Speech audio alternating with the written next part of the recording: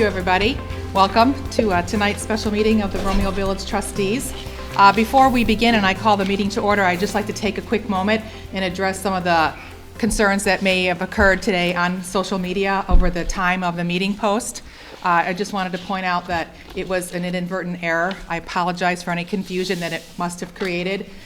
It was not intentional, left off, as we've been accused of doing. I wanted to point out to a couple of facts that sort of back that up, and that we talked about this meeting at our last month's regular council meeting. We included a packet of 3 date options for the trustees to approve. We did post on our website. The original draft agenda had been up there for several weeks before we finalized the agenda for tonight's meeting. And if it indeed had been left off purposefully, I don't believe that Trustee Poznansky, when she posted the agenda on social media, would have been able to clearly state that it was at 7 o'clock. So again, it was inadvertent. I apologize for the mistake, and if anybody has any questions, we can certainly address that. I did, when the Open Meetings Act violation accusation was thrown out there today, I did take a minute and had a conversation with Mr. Clark. He felt that there was no case law for a clear violation of the Open Meetings Act, and since tonight's agenda did not include any voting, it was strictly for informational purposes only, that we were still within our compliance to have tonight's meeting. We did post the date, we posted the place, we posted the business items, we just inadvertently left off the time. So if anybody, again, has any questions and need any clarification, Mr. Clark is here tonight, and he can certainly reiterate and back up that discussion. Does anybody need any other clarification? All right, perfect. Then I'm going to call this meeting to order. It is 7:04. Would you all please stand and join me in the Pledge of Allegiance? I pledge allegiance to the flag of the United States of America and to the republic for which it stands, one nation, under God, indivisible, with liberty and justice for all. Thank you very much. Would you please do the roll call for me? Bartholomew? Here. Edwards? Here. Fowler? Yes. Hart? Yes. Poznansky? Here. Seidel? Yes. And President Milzon? Here. All here. We have a quorum. Thank you. At this time, we have approval of the agenda on our meeting notice. I'd like to just propose one change. Item number 3 has public comments for agenda items only. We typically have that comment before we get to new business, but I think that many of you may have questions in particular to certain items on the agenda. So for tonight's meeting purposes, I'd like to invite you all to speak during that agenda item. That way I can better address your questions once we start the dialogue versus having everybody come up, and we may be able to answer some of your questions even before that. So with the approval of the trustees, I'd like to just... I'll make a motion to approve the agenda with that change. Support. Okay, so we have a motion by Hart. We have support by Poznansky. All in favor? Aye. Any opposed? Perfect. Let's move on then. So our first order of new business, we have a presentation tonight from Jamie Lucero. Did I say that right? Lucero? From Agricultural Innovations, LLC.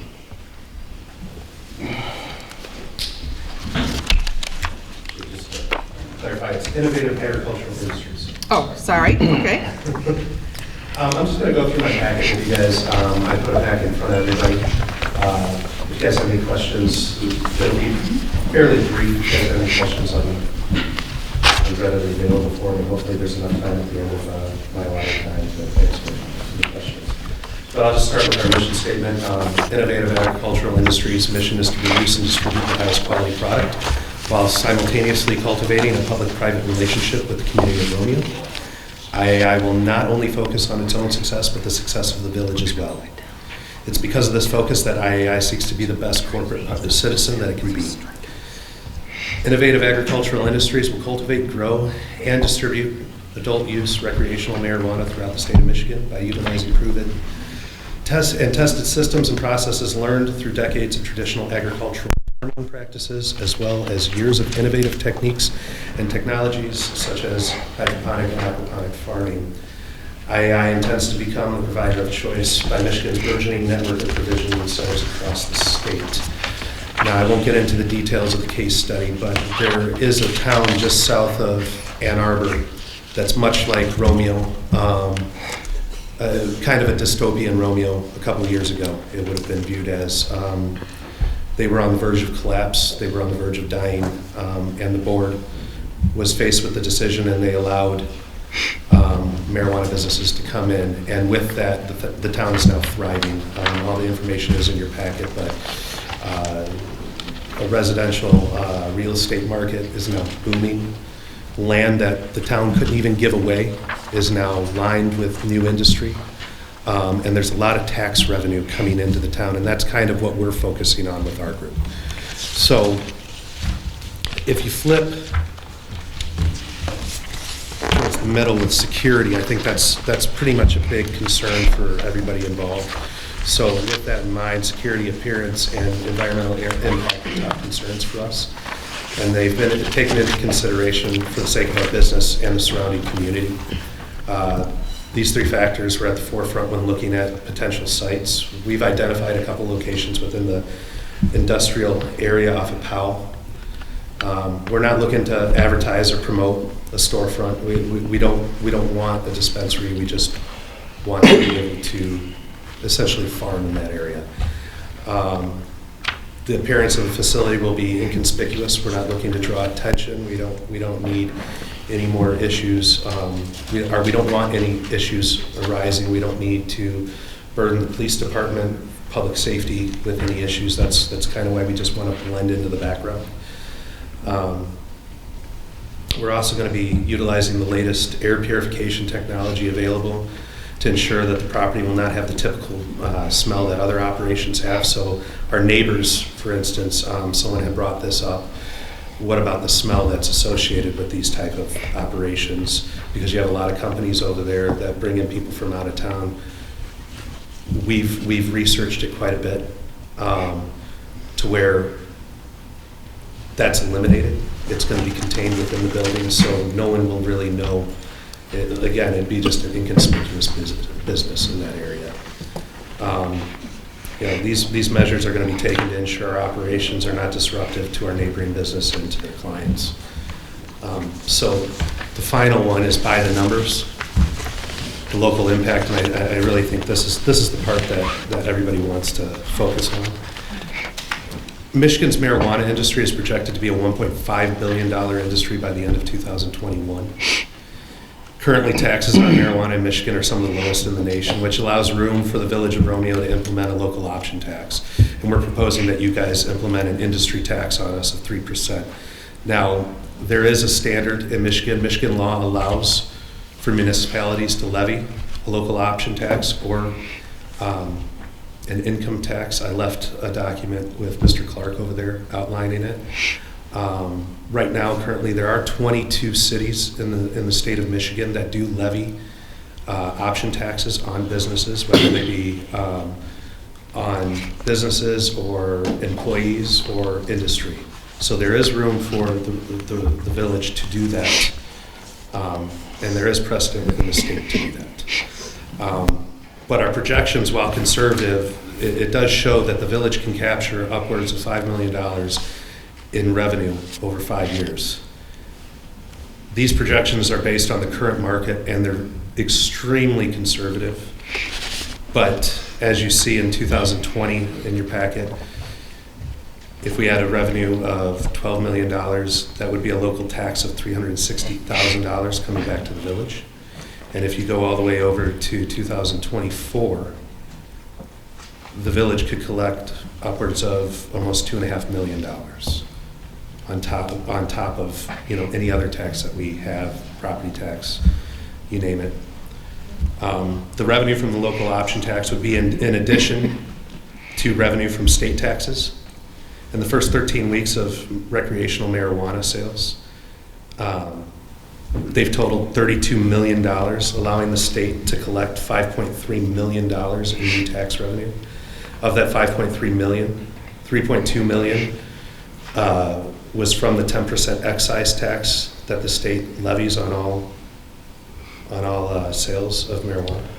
And another 2.1 was from sales tax. So by opting in, the village would receive a portion of the statewide revenues generated from that excise tax. Right now, that excise tax Of that 10%, 30% of it is split in half between the municipalities and then the counties that actually have municipalities inside of them that have opted in, and then the counties dole out that money to the municipalities that have opted in as well. So by opting in, you guys will be receiving more money from the county as well.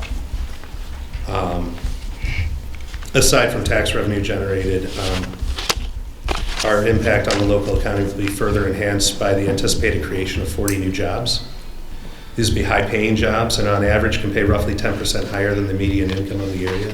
So they'll pay around $63,000 a year. The median income in the area is $59,000. And a public-private partnership with IAI presents an opportunity for the Village of Romeo to capture additional revenue that's much needed and vital to Romeo's survival. So our proposal, found on the second to last page, is we're seeking a yes vote from the board of the Village of Romeo to opt in to the Michigan Regulation and Taxation of Marijuana Act, allowing adult use marijuana grower business within the village limits. IAI is proposing that the village institute a 5-year pilot program with IAI as the sole marijuana business during this period, and that the village establish a local option tax of 3% for marijuana-based businesses. This proposal aims to foster a public-private relationship and tax program while simultaneously adding much-needed revenue to the village. We believe the proposed 5-year period allows adequate time to assess and evaluate the impact of the marijuana industry on the local community and economy. And that's really it. That's our proposal. If you guys have any comments, I'm more than happy to field any. Just so that I can just be clear on a bit of the conversation that Jamie and I did have when he first brought this proposal to me. I let him know that the Village of Romeo did opt out from any recreational use. As we learn of more municipalities that are allowing it as a source of revenue, it is something that I thought we should at least consider hearing about. We're going to discuss some very large dollar amounts for the proposed projects that need to be funded for the village, and in lieu of assessing taxes, the other option is to find sources of revenue. So that's why I thought it was important to hear his proposal. I asked him to come tonight when this was just, again, an informational meeting so that we could all just hear his proposal, take time, talk to our neighbors, talk to, our constituents, talk to Mark Clark about what our next steps would be if we decide to entertain his proposal in order to make an educated decision on what's best for the Village of Romeo. Plus, we're losing Ford. One question for you, though. Yes. This a local option tax. Yes. Is that 3%? Is there a range we're talking about, and you're recommending 3%? Or is it a range from 2 to 5, or where does this 3% come from? So the state, the 3% comes from, there's similar communities across the United States, Illinois, Massachusetts. They've all levied a 3% option tax. Local communities have on marijuana businesses. That's where we're getting that number from. Now with the state says that you can levy an income tax not to exceed the state's income tax rate on businesses. So I believe that can go all the way up to 6%. But of the 22 communities in Michigan that levy income taxes on businesses, individuals, and industries, most of them are capped, I believe, at 1.5, I think is the highest of them, and that's in Detroit. The rest of them are pretty much, they hover around 1%. Now, the tax revenue that we would be getting from the state, that will go down as more municipalities jump in, correct?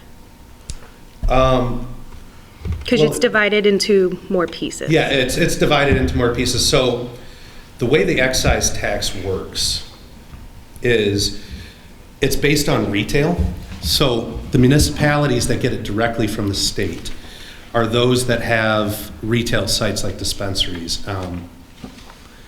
I don't want a dispensary in town. I don't think anybody wants a dispensary in town. That's the only way that the Village of Romeo could capture some of that 15% directly from the state. The other way they capture it is correct. as more communities opt in, it could go down or it could go up because now you have more participating members, meaning the potential for more revenue is present. So if you have 10 people splitting let's say 5 million, or 15 people splitting 25 million, it's apples to oranges really at that point, It just depends on who's participating, what they're generating. Now with us, as far as Romeo's concerned, the state would look at, Romeo has a marijuana-based business, okay, we're gonna dole out. Now if, let's say Washington got 2 businesses, they would get more because they have 2 more businesses. But it really depends on what types of businesses they have as well. Where's the location you're looking to? Right off Powell in the industrial area, there's 3 buildings right now that are for sale that we're considering. Really, at this point, we're poised and ready to purchase a building. We would just need a yes from you guys and kind of figure out how this would develop. Until that happens, we're not prepared to purchase a building until we know for sure we can go forward. And the filter system in these buildings, what you're going to use, you're actually pushing the air outside? Wouldn't it? So Problem I got is the smell, period, yes. because you can smell it. So there's 2 different ways of containing the smell. There's carbon enveloping, which, without getting too technical, it's basically because carbon dioxide is a dense gas, you're dropping it down along the walls and it contains everything and it doesn't go out. And cannabis plants are they're very heavy plants. They like to breathe a lot. So they would suck in all of that carbon and they wouldn't be off-gassing a lot. On top of that, you can retrofit any HVAC system with filtration, the chief among them being coconut fiber filtration that cleans the air. I believe when we looked at the specs on it, it was like a 99.9% scrubbing of the air. So it's not really off-gassing at all. The only way you would know is if you were near the exhaust on the roof. And at that point, that becomes a safety problem. And I just have to say, I'm sorry, if he's just talking about the industrial park, that the zoning for industrial area, medical, is allowed with that zoning classification. Yeah, it's just the drift of the smell. I mean, you drive them down 8 Mile and you can't help it. I mean, residents in the area. Well, it's unclear to me if that odor is coming from somebody's car Well, or their I think porch. it's very clear it's coming from the factory. I mean, I don't know. Very clear. I've never toured a facility. I would think that would Very maybe clear. something that we would want to do so that we would have a better understanding of what it would look like. I've not been around one, I mean, I would invite Sean days are over. Right. Somebody's car. That was good. Two different. and I would invite Mr. Fowler to go around the Mound corridor in Warren. There's a lot of grow operations out there, and you can't smell anything because they envelope them. There's also a double barrier system where you actually build a factory inside a factory. So you have your grow house essentially, and then it's inside your factory. So you I'll have get the that as address well. from you They- after this. They've come a long way with that. I did some reading, and they can make it almost so you can't smell anything. I think anything would be better than what Rubber Enterprise puts out. It's very, very noxious. Wow. It's the smell. It's very distinctive. Gene, so Yes. your 5-year plan, it locks you in as like basically the sole provider, right? So is that considered a monopoly, or, I mean, where are we at with this? If this takes off, are we limited? We No, can't bring anybody else in? I mean, 5 years is a long time. Things are gonna change. That's your 5-year forecast, right? Yes, we did that as the 5-year forecast. We're asking that you allow us to do business for 5 years. I know I put in there sole, but if it comes down to the point where this is becoming very a fruitful relationship for the village, we don't mind competition. We don't mind other businesses coming in. And really, at the end of the day, all of myself and my partners, we're all from the area, and we want to see this area succeed. And this is a little unconventional, a little outside the box thinking, but this is a way for this area to capture new revenue in an industry that is just starting up, that is going to be worth a lot of money to the municipalities as well. And we want to see this village succeed. We don't want to see, we don't want it to be beholden to whether or not a large manufacturer stays or goes. This industry is here to stay. It's just whether or not, municipalities decide they want to join in. I just wanted to make sure it wasn't not Yeah. a no-go, right? Go No. or no-go, yes or in 5 years, or, so I Yeah. just want to make sure that that's not. And I understand. It's, we look at it the same way as, you go any cross-section in America, there's always a McDonald's and a Burger King and it breeds competition, and competition breeds business, and we're fine with that. It's more so we want the ability to run our life, to see how this goes, run the course, to see how this program develops, because we truly believe that this can be at the forefront of how to legislate this at a municipality or a municipal level. Because not a lot, a lot of municipalities just are happy with the money they're getting, but don't realize the opportunity that's there for them to capture even more. You don't have to answer this if you don't want. I was just wondering, is Yeah. this a two-person partnership, or is this a 20-person partnership? There's 4 of us. Okay, I was just curious of the magnitude of the partnership. Are you familiar with what Utica just passed? Because they're allowing several. So that's the other side of this. So, and that's kind of why we're coming up with this. So there's a, just to go back to foreshadow Utica. There are groups right now, and they were the main groups that pushed for legislation in Colorado and in Washington and Oregon, and they're well-funded. And now they're behind all these ballot proposals that you see in Utica and Clinton Township, and it's turned into a bureaucratic mess and nightmare. So in Utica, a group of people got a petition signed to force a vote to be put on the ballot to allow recreational use marijuana. But the proposal, the signatures were wild. It was something like 70% of the people of Utica were supporting this. But it would have put out there like 15 marijuana businesses in a small community like Utica that's not much bigger than Romeo. So their council and their mayor were basically, their hand was forced. They either accept and adopt their own resolution, or they allow this proposal to go through to ballot, and if it passed, Utica would have no regulatory oversight of the industry at all. That's how it was written. There was nothing they could say. Right now, if you opt in as a business or as a municipality, you can say what businesses you are going to accept, whose application you're going to accept. That was not going to be the case with Utica. Now, in Clinton Township, and it's in the packet as well, with Clinton Township, they had the same thing. They only needed 2,100 signatures to get a ballot measure on this proposal on the ballot. They ended up with over 5,000, and it kept growing. They went before the board. The board,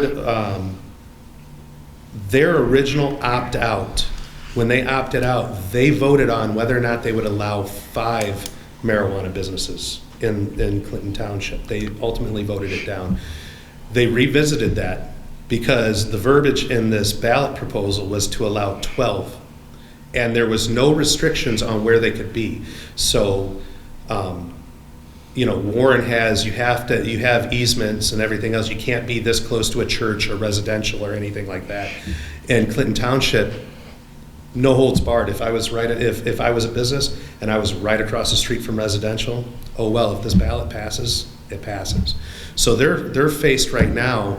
They opted out again, and it's going through, and essentially we'll know what happens tomorrow because it's on the ballot for tomorrow.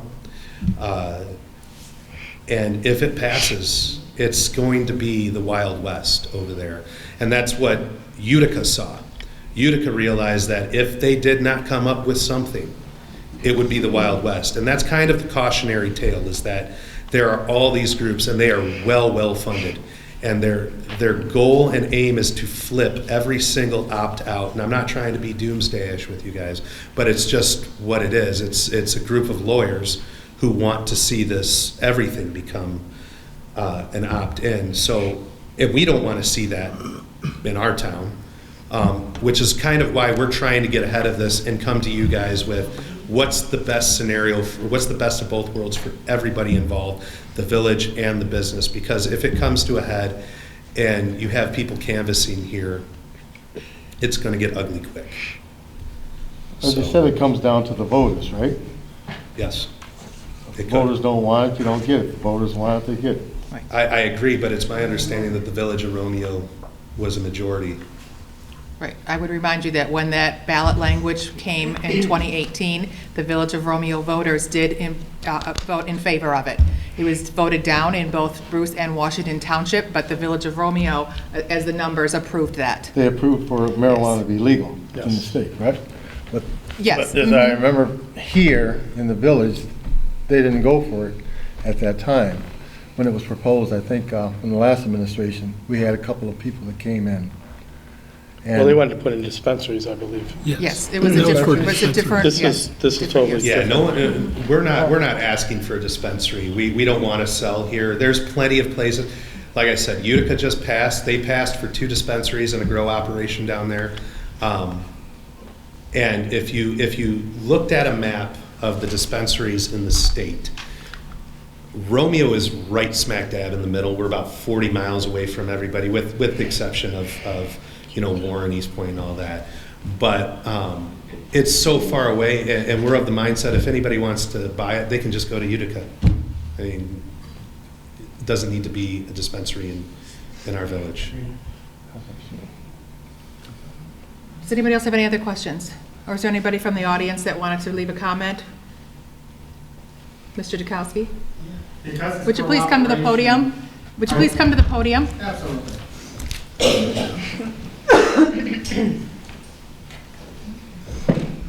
Hi, Dan Dukowski, Washington Township. Part of the village is in Bruce and part of the village is in Washington. Okay, so how would this affect Washington Township with this grow operation? You made a comment earlier that says Romeo's equivalent to the size of Utica, which it is not. It's 2.3 square miles.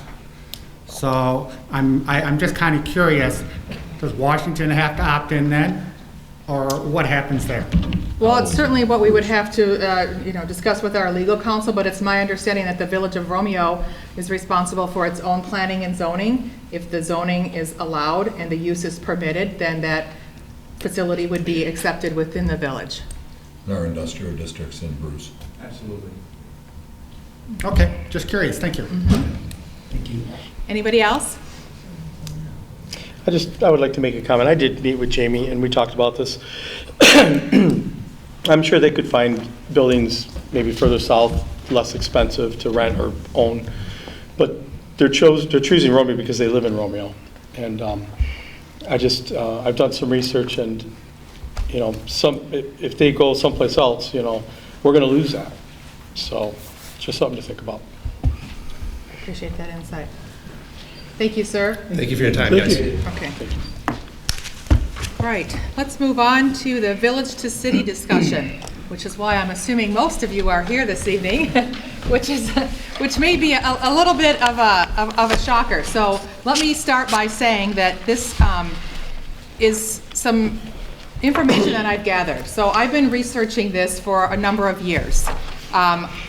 I was due to go to a Michigan Municipal League conference back in October that did a presentation on this villages becoming a city, which is where the handout that I had some in the back, I don't know if everybody got a copy or not, came from, along with some other sources of information. I was unable to attend that due to the death of my father-in-law, but Trustee Hart and Trustee Seidel both attended that, and they brought back a lot of the slides and the information that I used to source this. I met with attorneys that have represented the village, or now city of Chelsea. in this process. I have spoken with Chris Dilbert, the president of the Village of New Haven, in their decision to seek cityhood or not in the case of New Haven. I have investigated this with our MML, reaching out again for their sources, and as many people as I could speak to. My data indicates that now is the perfect opportunity for Romeo to seek this process. This is not an easy undertaking. This is a several year, probably at a minimum, process. That's if there's no annexation or there's no court, there's none of that that happens, so it could extend the process for a good lengthy bit of time. The Village of Romeo is one of 2 villages left in the entire state of Michigan that is a village that is split between 2 townships. I have to say that this process, while it's timely, it is entirely up to the residents to decide if this is the way that they want to proceed. While I may have introduced the idea and council may support an investigation, I would be searching for a board or a commission, a group of residents, of business owners, and 1 or 2 of our electeds to actually do some more specific research, to put together a proposal or a recommendation to this body for consideration. Because again, it's your opinion and it's your stake in the Village of Romeo that we're looking out for. Let me also just clarify a couple other things. This is not a very costly process. Most municipalities spend less than $10,000. Those costs basically come from 3 things. You have to have special counsel. You have to have a boundary survey done. You have to have some specific financial documentation in order to do this process. Again, I would point you to that basic handout from the MML of the overview of what this process looks like. It would, in essence, we would decide to move forward. We would look for that recommendation from a recommending body. The voters would then approve electing a charter commission. The charter commission members then take over running the new government. Whoever's going to be on the ballot. Doesn't necessarily have to be any one of us. It's up to, again, who you vote to do this process. They sit and they put together the new constitution for how this village will operate. A lot of that is just how the government will work. Whether or not we want to have a strong mayor form of government, a mayor who actually oversees the day-to-day operations similar to what I do now, or whether or not you just want a mayor who is ceremonial and runs the meetings, and you're going to hire a city manager to do that. It's a matter of council members versus trustees. They're still elected officials, and they represent each one of you. Once that charter commission is voted, and the residents again opt to actually have the charter drafted, that work proceeds. It all is a very formal process through the state of Michigan. If the state of Michigan approves, then the charter comes before you again for final review. You have a second option to say yes or no, we want this. From my findings, this is a revenue neutral proposition. It will not, this process will not increase your property taxes. In fact, it should be a small savings. Right now, we're situated between 2 townships, Bruce and Washington. They both assess different millage rates for the same service that we get from those townships. Those services are limited to elections and assessing. The village is self-sufficient in all its other essential services. We have our own police. We do contract out for fire with Bruce Township, but again, they're under contract service. We have our own wastewater. We have our own DPW. All of those essential services stay the same. This does not affect, from my understanding, the boundaries of our school district. So that stays the same. We're still in Romeo Community Schools. From those 2 monies that we pay, all of us get 2 tax bills. You get a township tax bill, you get a village tax bill. From those monies, it should be enough to cover hiring those 2 positions, would be an assessor, would be an elections clerk. We can still opt to partner with one of our neighboring communities who already do that service. We would just pay them the money instead of them taxing you and you turn the money over to them.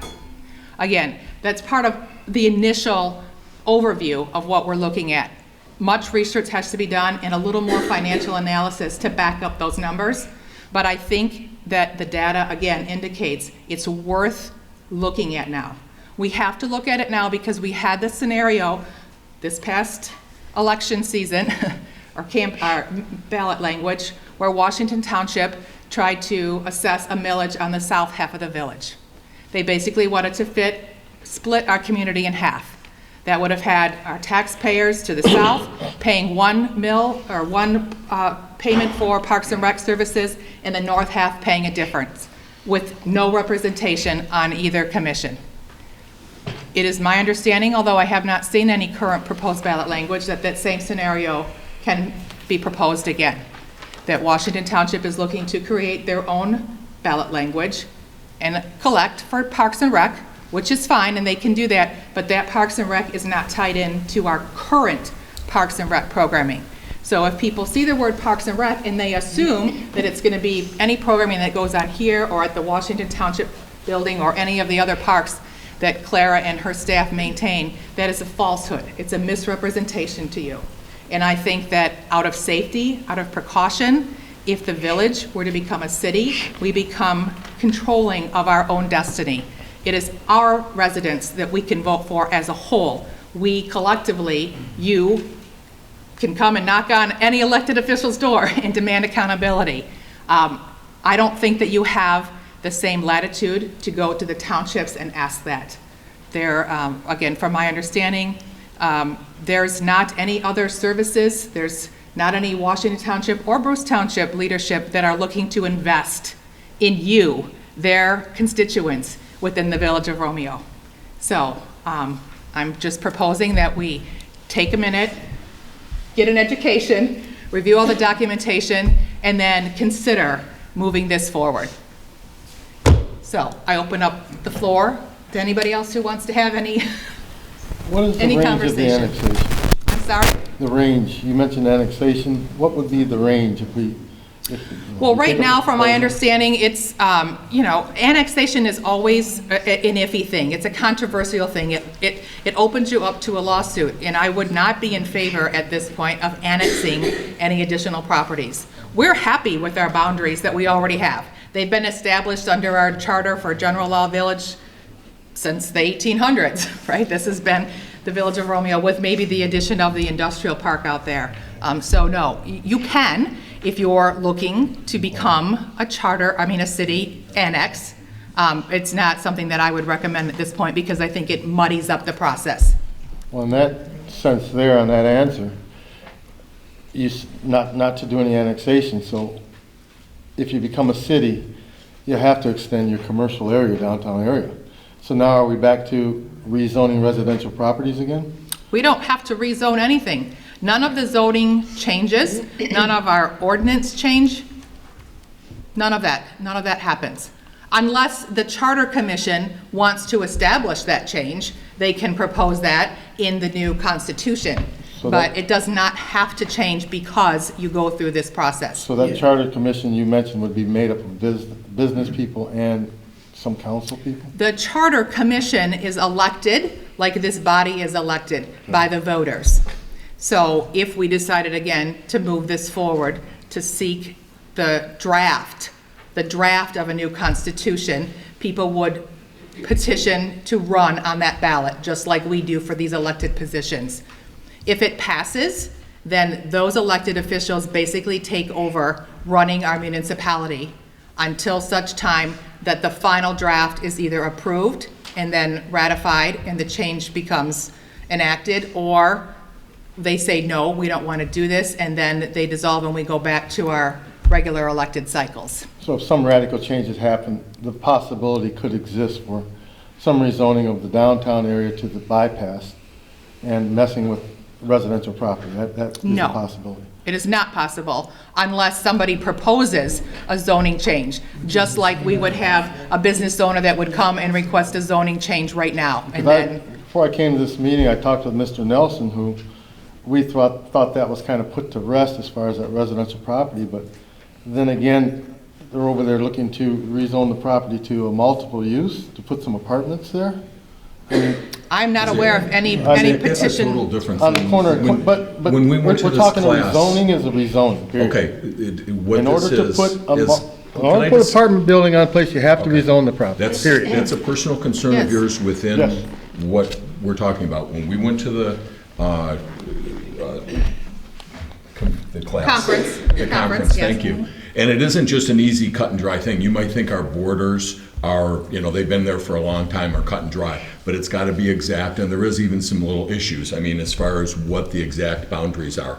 But all it would be is defining what our boundaries are. We've already annexed our area to the east, the industrial, so that is part of our boundary. So if we didn't do anything to do a boundary adjustment, then it's a simpler process because that's already been established. If there was something where, let's say we said, hey, at the same time we want to become a city, we want to include part of Armada, that makes it a much more, it can be done, but that makes it a whole more, it throws another moving part into that whole process. And that's not what I think we're looking to do, is, so it has nothing to do within those I'm just for boundaries. the core residential communities and not to be touched. And But to address your point. with some of the conversations coming out here, like I said, just talking to Mr. Nelson tonight, But again, to Christine's point, Zach, it's, that issue you have is the same today as it would be tomorrow. But it's, Anybody somebody keeps can come entertaining the idea before- of let's trying to do this thing. Anybody can come before the ZBA and put in a request to have their property rezoned.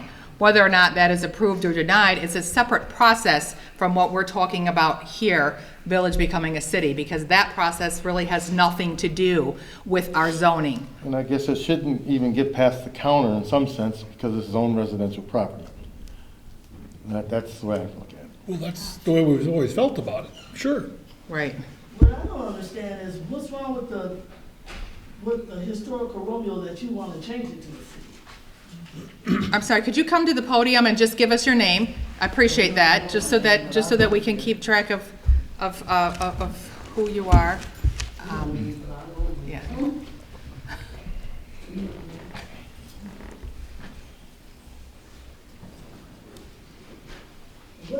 My name is Rhonda Kraft. I live at 248 Muncie Street in Romeo. I've been here 68 years.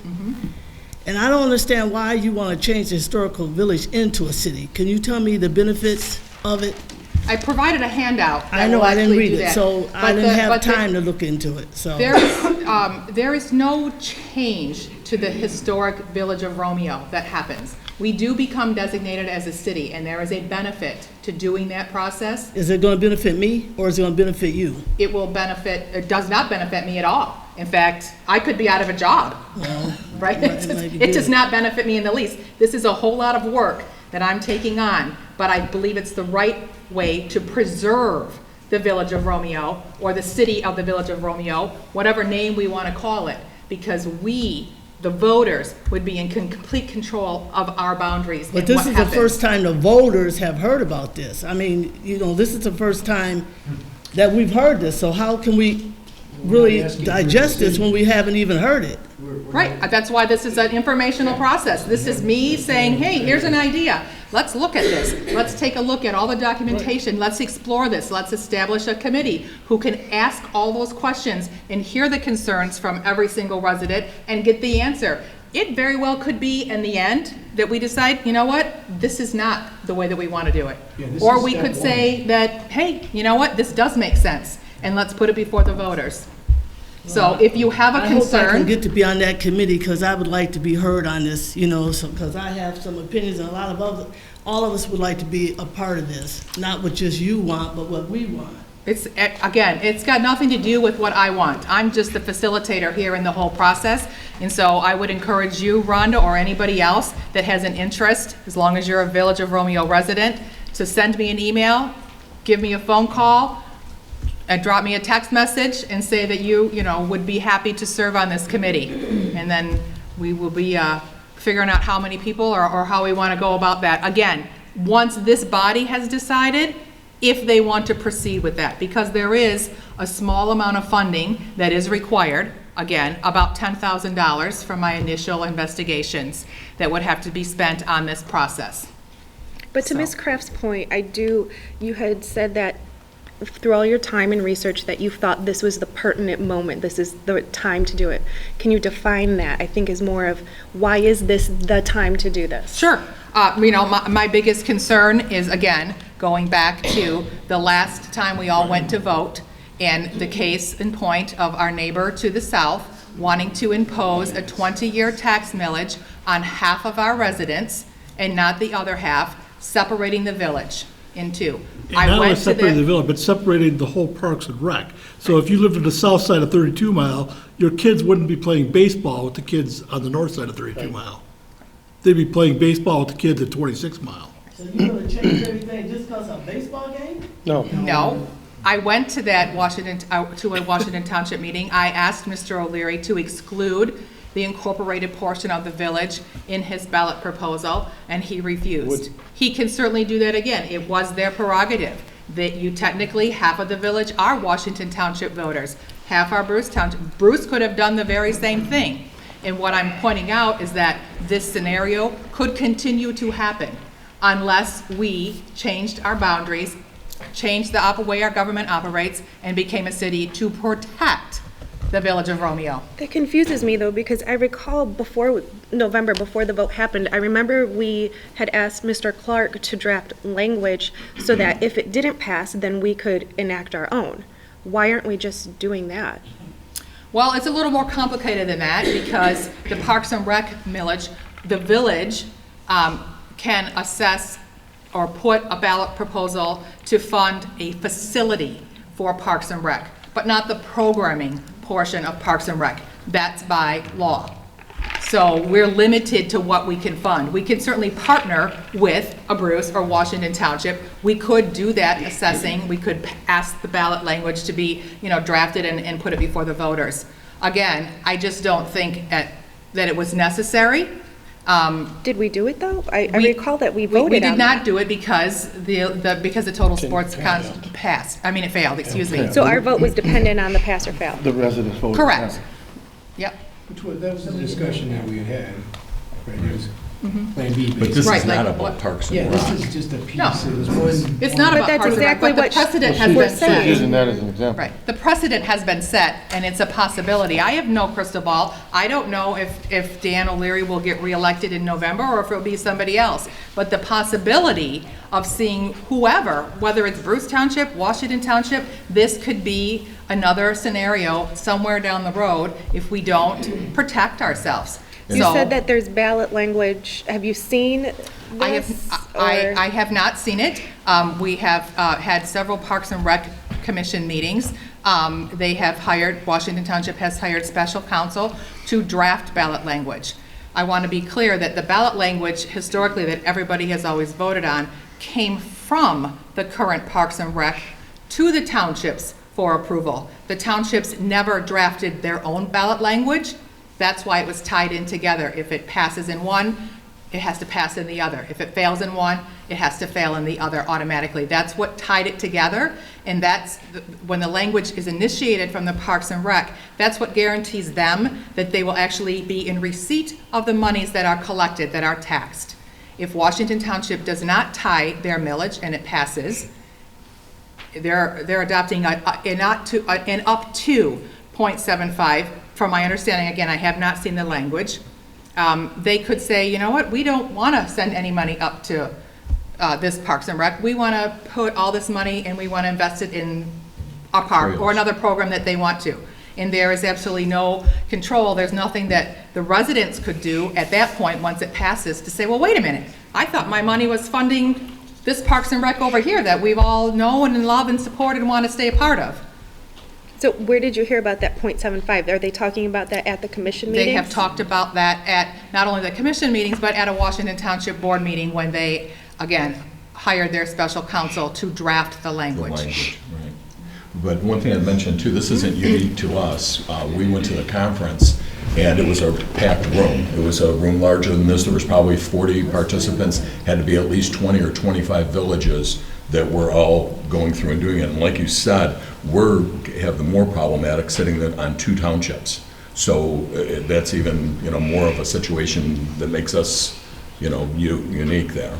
I just actually spoke to the I believe her name was Barb from the MML today, and she indicated that there are several villages that are undertaking this process right now. Mayville is the one that's nearest to completion when they're putting the second set of ballot language on. Clarkston was, Dexter, both of those. Jamesville. Yes, they've all just sort of recently, within the last 5 years or so, undertaken this process and gotten it approved. New Haven looked to do it in 2017, and their recommending body decided that it was not appropriate for the village of New Haven, so they opted to not move it forward. But they went through the process. They initiated at council level to say, we want to at least investigate it, but again, doing their due diligence and all their research, decided that it wasn't appropriate for them, so they're not moving it forward.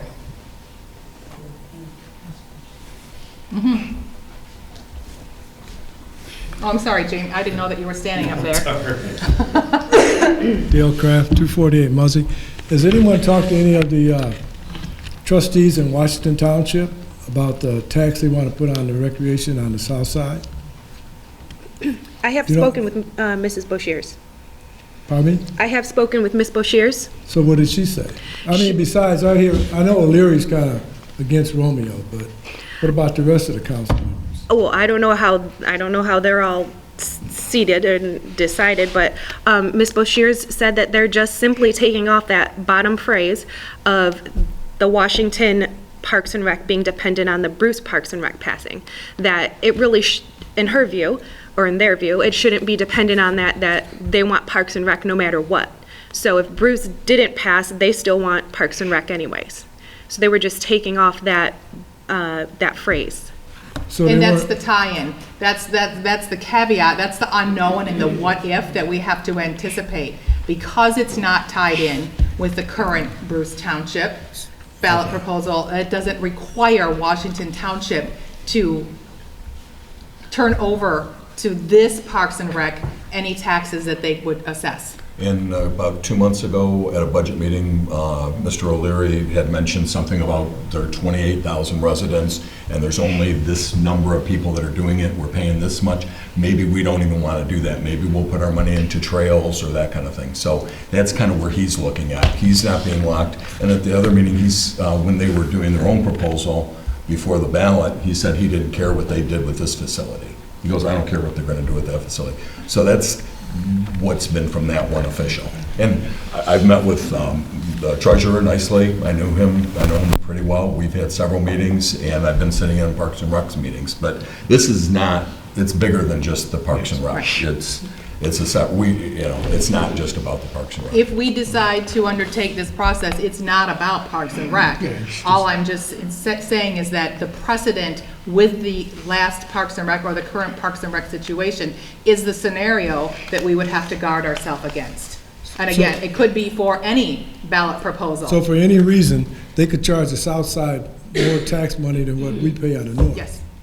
Well, Mr. Clark, would that be legal? Because Romeo is a village, even though we're split between Bruce Township and Washington Township. Could they do that legally? No disrespect, but I really need to respond if the council asks me questions about the legality of an action or not. So I just would respectfully wait and let. If I can answer something just to say, a village floats on top of the two townships. So I'm in Washington, and so I'm a Washington resident. I vote for the officials that are there, and we kind of float on there.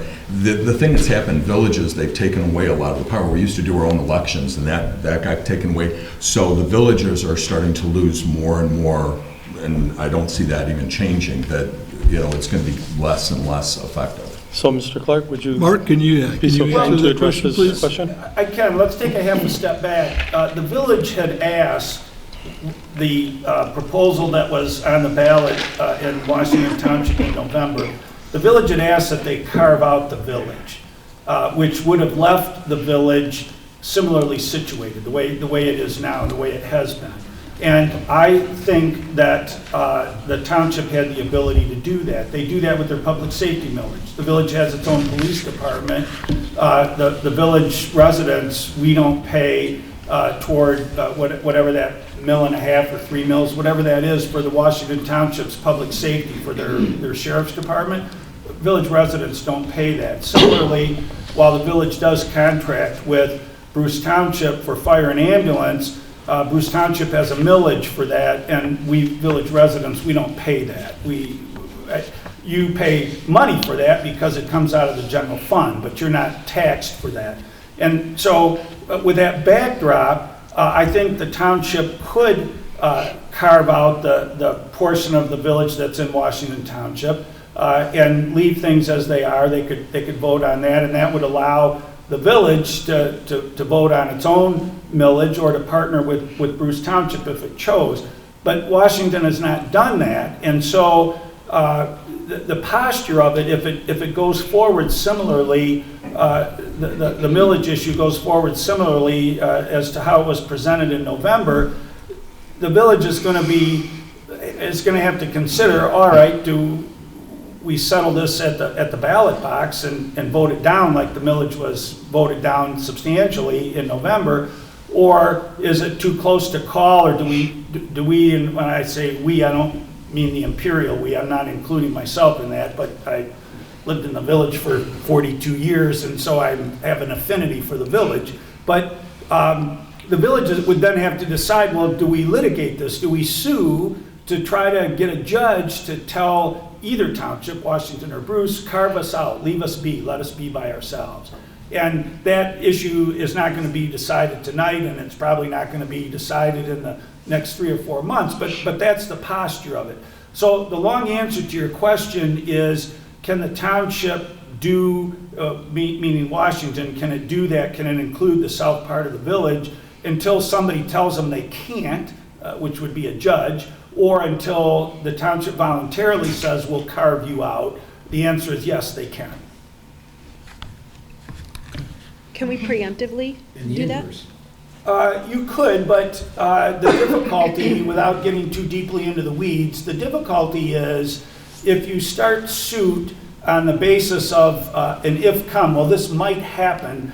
Well, what might happen has to be just about the only thing that could happen, and it has to be imminent. And so the earlier you would pursue litigation, the more problematic it becomes.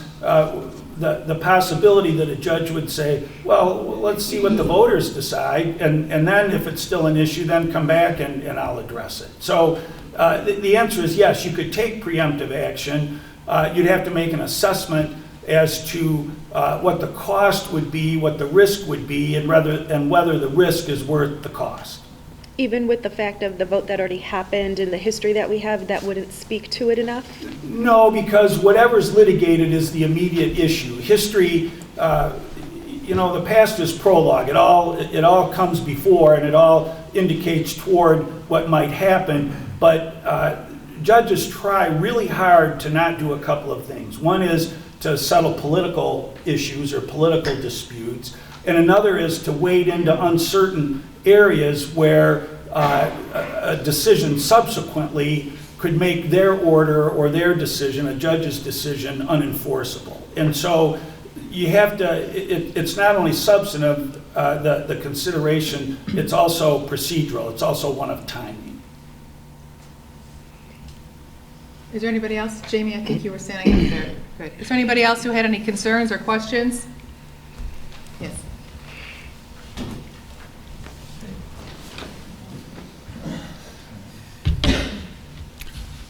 I know a few of you, talked to a few of you, and the village is a nice, quaint place. It really is, okay? I see a lot of these things happening through growing pains. You know, people want different things. The townships have grown, meaning Bruce and Washington. The village has their own ideas. You know what? There's nothing wrong with all of that. It's when you try to force people into your way of thinking that the problem becomes. Nobody should be forced to do anything. The village has its right to say what it wants to do. Bruce has its right to say what it wants to do. Washington Township has its right to say what it wants to do. This is a very complex situation, And like I said earlier, it's starting off with growing pains. And it's only going to grow more until people stop attacking each other and start sitting down and talking in earnest. I think that can be done, but all the stuff that I read out there and see out there doesn't help any of this. And you guys know what I'm talking about. You see it, you read it. So let's see if we can calm that down a little bit and kind of move forward, okay, as people, all right? But to just speak on what you said, this board, no one on this board is interested in forcing anyone to do anything, just so you know that. Well, that would be good. That would Well, be good. that is what you it know? is, yeah. Yes. Let people grow, let I people don't- change. I don't mean to speak on you, but I also don't consider the Village of Romeo a drain on Washington's finances. I have never said that word. I'm sorry, I do have your post on social media, which you did say that. Oh, So, you know what? Thank you for your comments. Okay, I tell you what, I did say that one time on a did. post In fact, because you said- Washington Township was You said attacked. that on Saturday. Yeah, Washington Township was being attacked. And you know what? I'm going to stand up for Washington Township because that's my hometown, as much as you're going to stand up for Romeo, Romeo, yes. because that's your hometown. Yeah, indeed. So But I your came up post here was relevant in a too. matter of friendship and with open hands Thank you for your and input. want to start the garbage. No, I appreciate Thank you. your input. I see where this is going. But Have a just, good night. just to clarify, that post that I put hadn't attacked nobody. It was literal No, facts. It I was agree. date, time, place, the facts of what this was. So, sir, in no way did I attack Washington Township, and I don't have any ill will. I speak with Kathy Boshears or Dan O'Leary whenever I need to, and they are very friendly. There is nothing ill will towards Washington. So, perfect. Is there anybody else who wanted to share a concern or ask a question? I do have one more. Oh, Okay, yeah. let Oh, her go. Peggy? No, Peggy.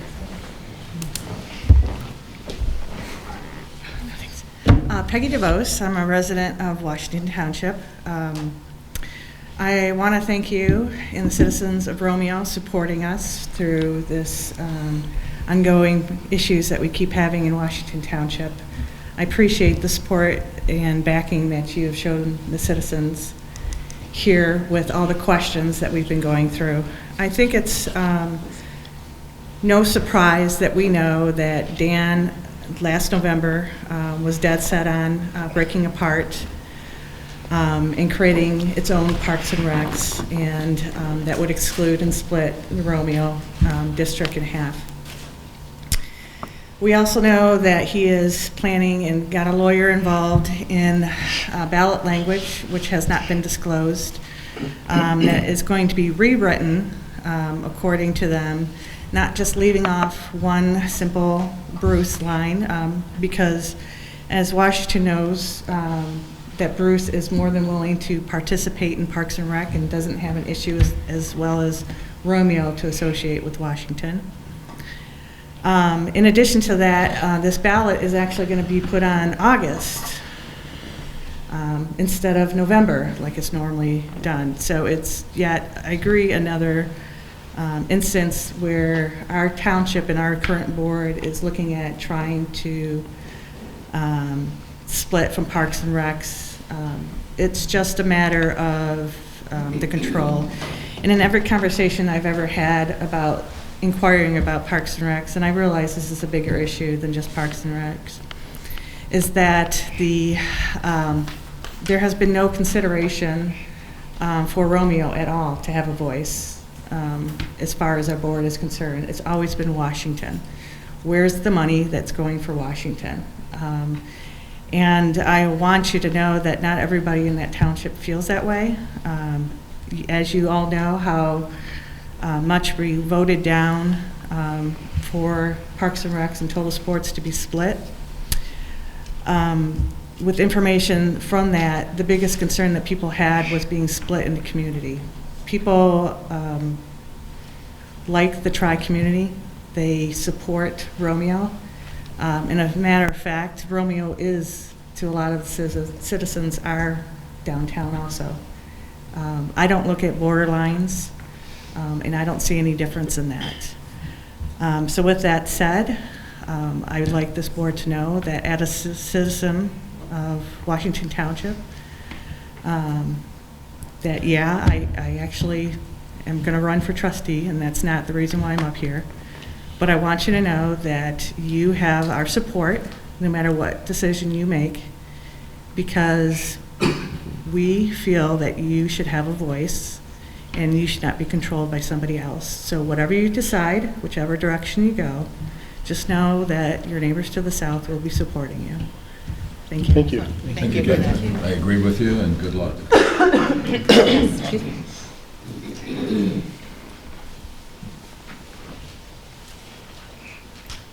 Hi, my name's Andrew Hale. I live at 177 West St. Clair. To me, it's not about a parks issue. It's an equality of service issue. As Bob said, we float on top of 2 townships. We can only make some decisions for ourselves. That is fact.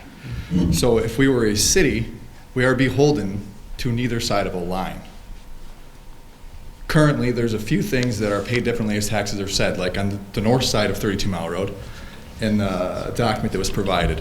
It says that there's an assessment administration fee that can be levied. I can tell you for a fact, Washington does not levy that at all. Bruce, 0.75% is what they levy of the 1% they can. So it's an equality of service issue to me.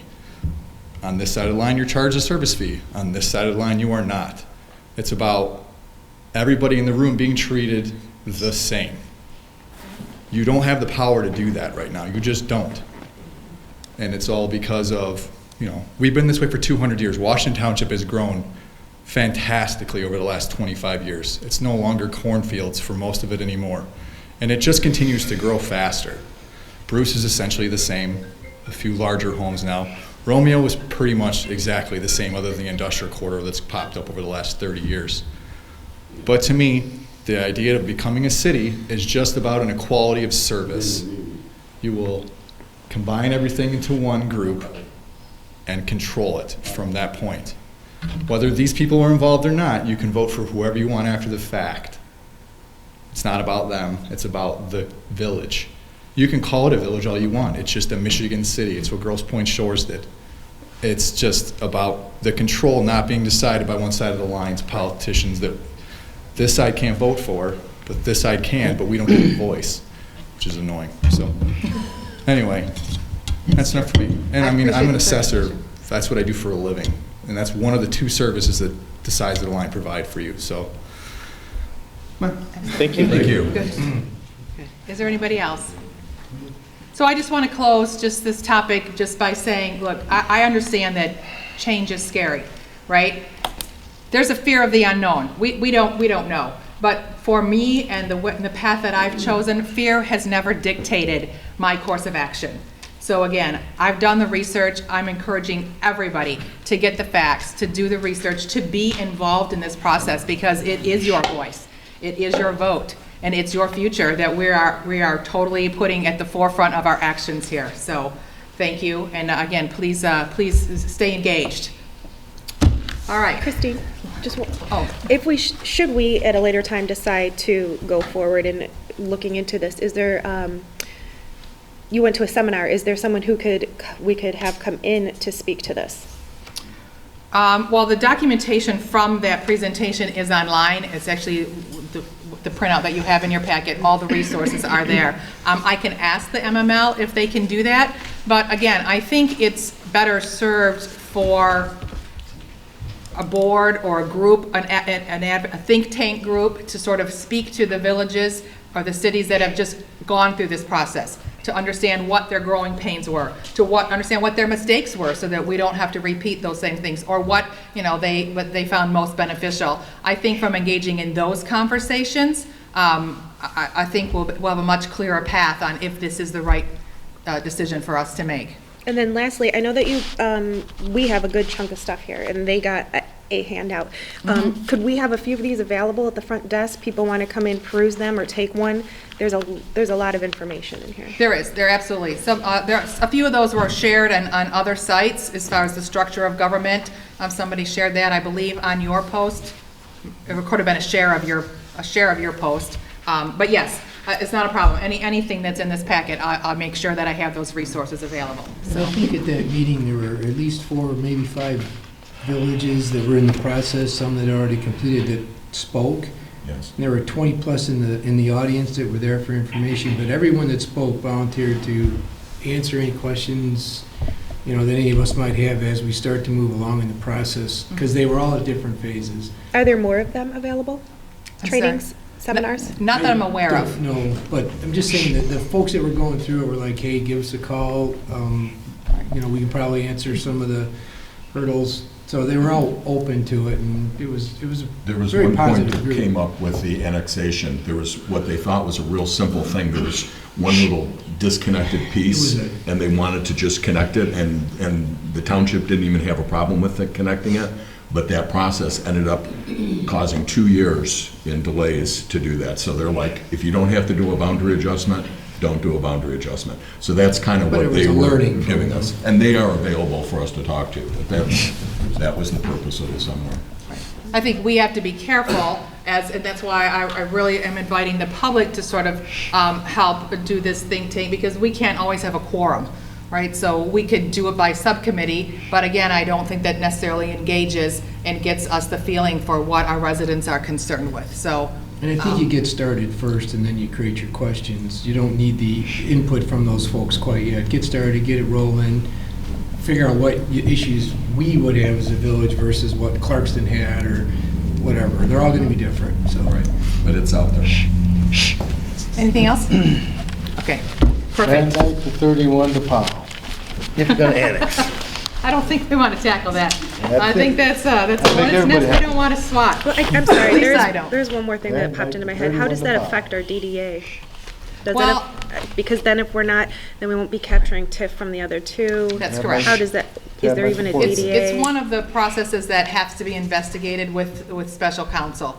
There's a couple of scenarios, if you read the handouts, and some of it may be more detailed in the packet that you have here, there has to be some negotiation of any township-held asset or liability that are currently within the boundary. So there's definitely a process involved. Now, if property owners that own such property of the area of which I just said want to make that happen, then it could be more conducive to us to work with them? I don't believe so, because annexation really is done on a township level.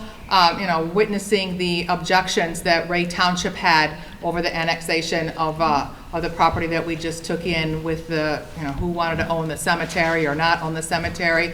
It just really can be a very sticky point. And I just don't see a real benefit to us right now to undertake that as part of this process. Again, committee could find out differently, but I just don't think that we want to incur the cost to make that move and tie up years in the process, or possibly a lot of dollars in litigation costs. And that can It just always isn't happen worth as a it. second step. If you became Right. a city, you could still have that option to annex. Because again, I'm not looking to grow our city. I'm not looking to have us leave any tri-community relationship.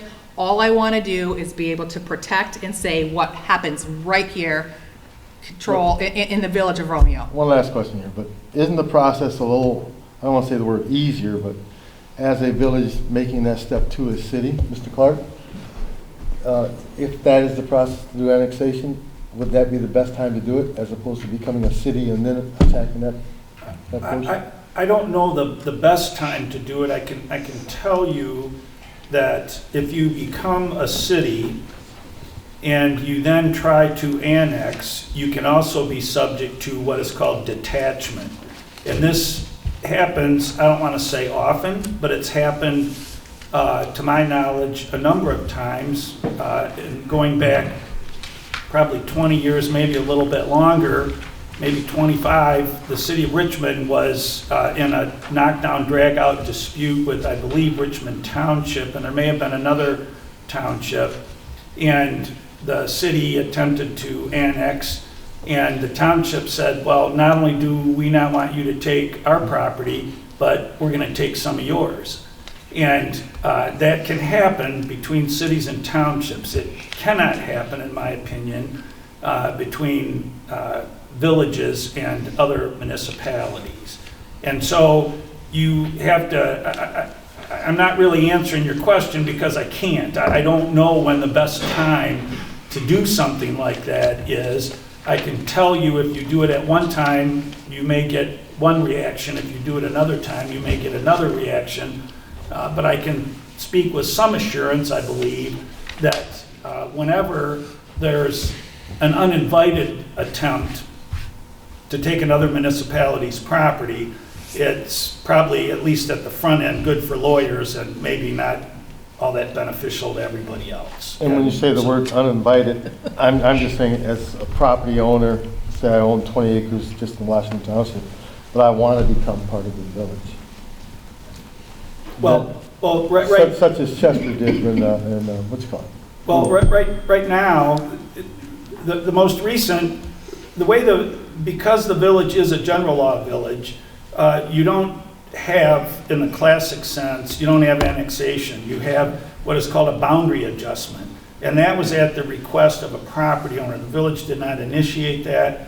The village did not pursue that on its own or independently. It was at the request of the property owner, and for a myriad of reasons, it was deemed to be appropriate. Well, another property owner in the township can do that as well, and you would have to decide whether you think that's appropriate to pursue. All right, Yeah. thank you. So that's another avenue other than the Harsh becoming a city and then fighting it out in court, as you say. All right. Okay, so let's move on to our capital projects proposal. I am frequently contacted with residents who are requesting some sort of formal action, a repair that needs to be done or something that they want to see happen. And I hear them all out. We have had several proposals for our sewer grant study and what those repairs that are going to be needed take a look at. Some of these projects that I included on this list are mandated, the road project that's over in Powell, and I'll read through this list for anybody who wants to know them. But in essence, this is a bullet point list of stuff that people want us to see us do. There's a couple other projects I think that Megan passed out some other information, and we can certainly add them to this list. The impossible scenario here is, one, there's no way we can afford to do all of this, right, with our budget, and we'll go over the budget next. There's some that should be prioritized, and that's what I'm asking you guys to take a look at. Help us, me, Catherine, and Tim, who is here tonight too, figure out how to prioritize what we think we can fund and we can accomplish so that we can fill in the numbers in our budget when we bring back that draft for you. You have a draft budget in your packet, but it doesn't have any of these sort of projects involved. So, with that said, I'll just list quickly. We just heard the proposal from Paul Bailey and from HRC, Hubbell, Roth & Clark, our engineering firm, that the storm sewer repairs, when they just did the mapping of our system, over a 10-year period to repair each one of those, it's a $286,000 expenditure every year for 10 years.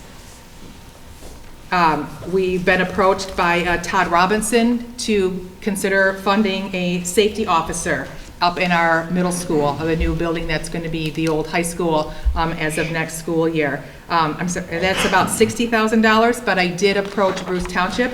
I asked Richard Corey if he would consider splitting that cost, since Bruce Township was where that building sits. Washington Township right now pays for a safety officer down at the new high school facility, so that's why I think it would be a great opportunity for us to step up and look after our youngsters by having a safety officer there. Did you have a question? No. Okay. That school's not in the village. Correct. It would require, that's why when I approached Bruce Township, we would probably have to do some sort of 425 where they would grant authority jurisdiction to our police department to put a Romeo police officer there. Right now, Bruce Township is monitored by the state police. They do not have a safety officer program as part of theirs, which is why they wouldn't put one in there themselves. So you can get a Macomb County Sheriff who does the service for Washington Township in the new high school down on Powell Road there. But I think that partnering with Bruce would be a great idea, and we could split that cost. So hopefully, I don't have a firm commitment, but they're entertaining the idea as they're looking for their budget. We talked about reestablishing a Romeo Fire Department. I have no idea what that would cost. A lot of money.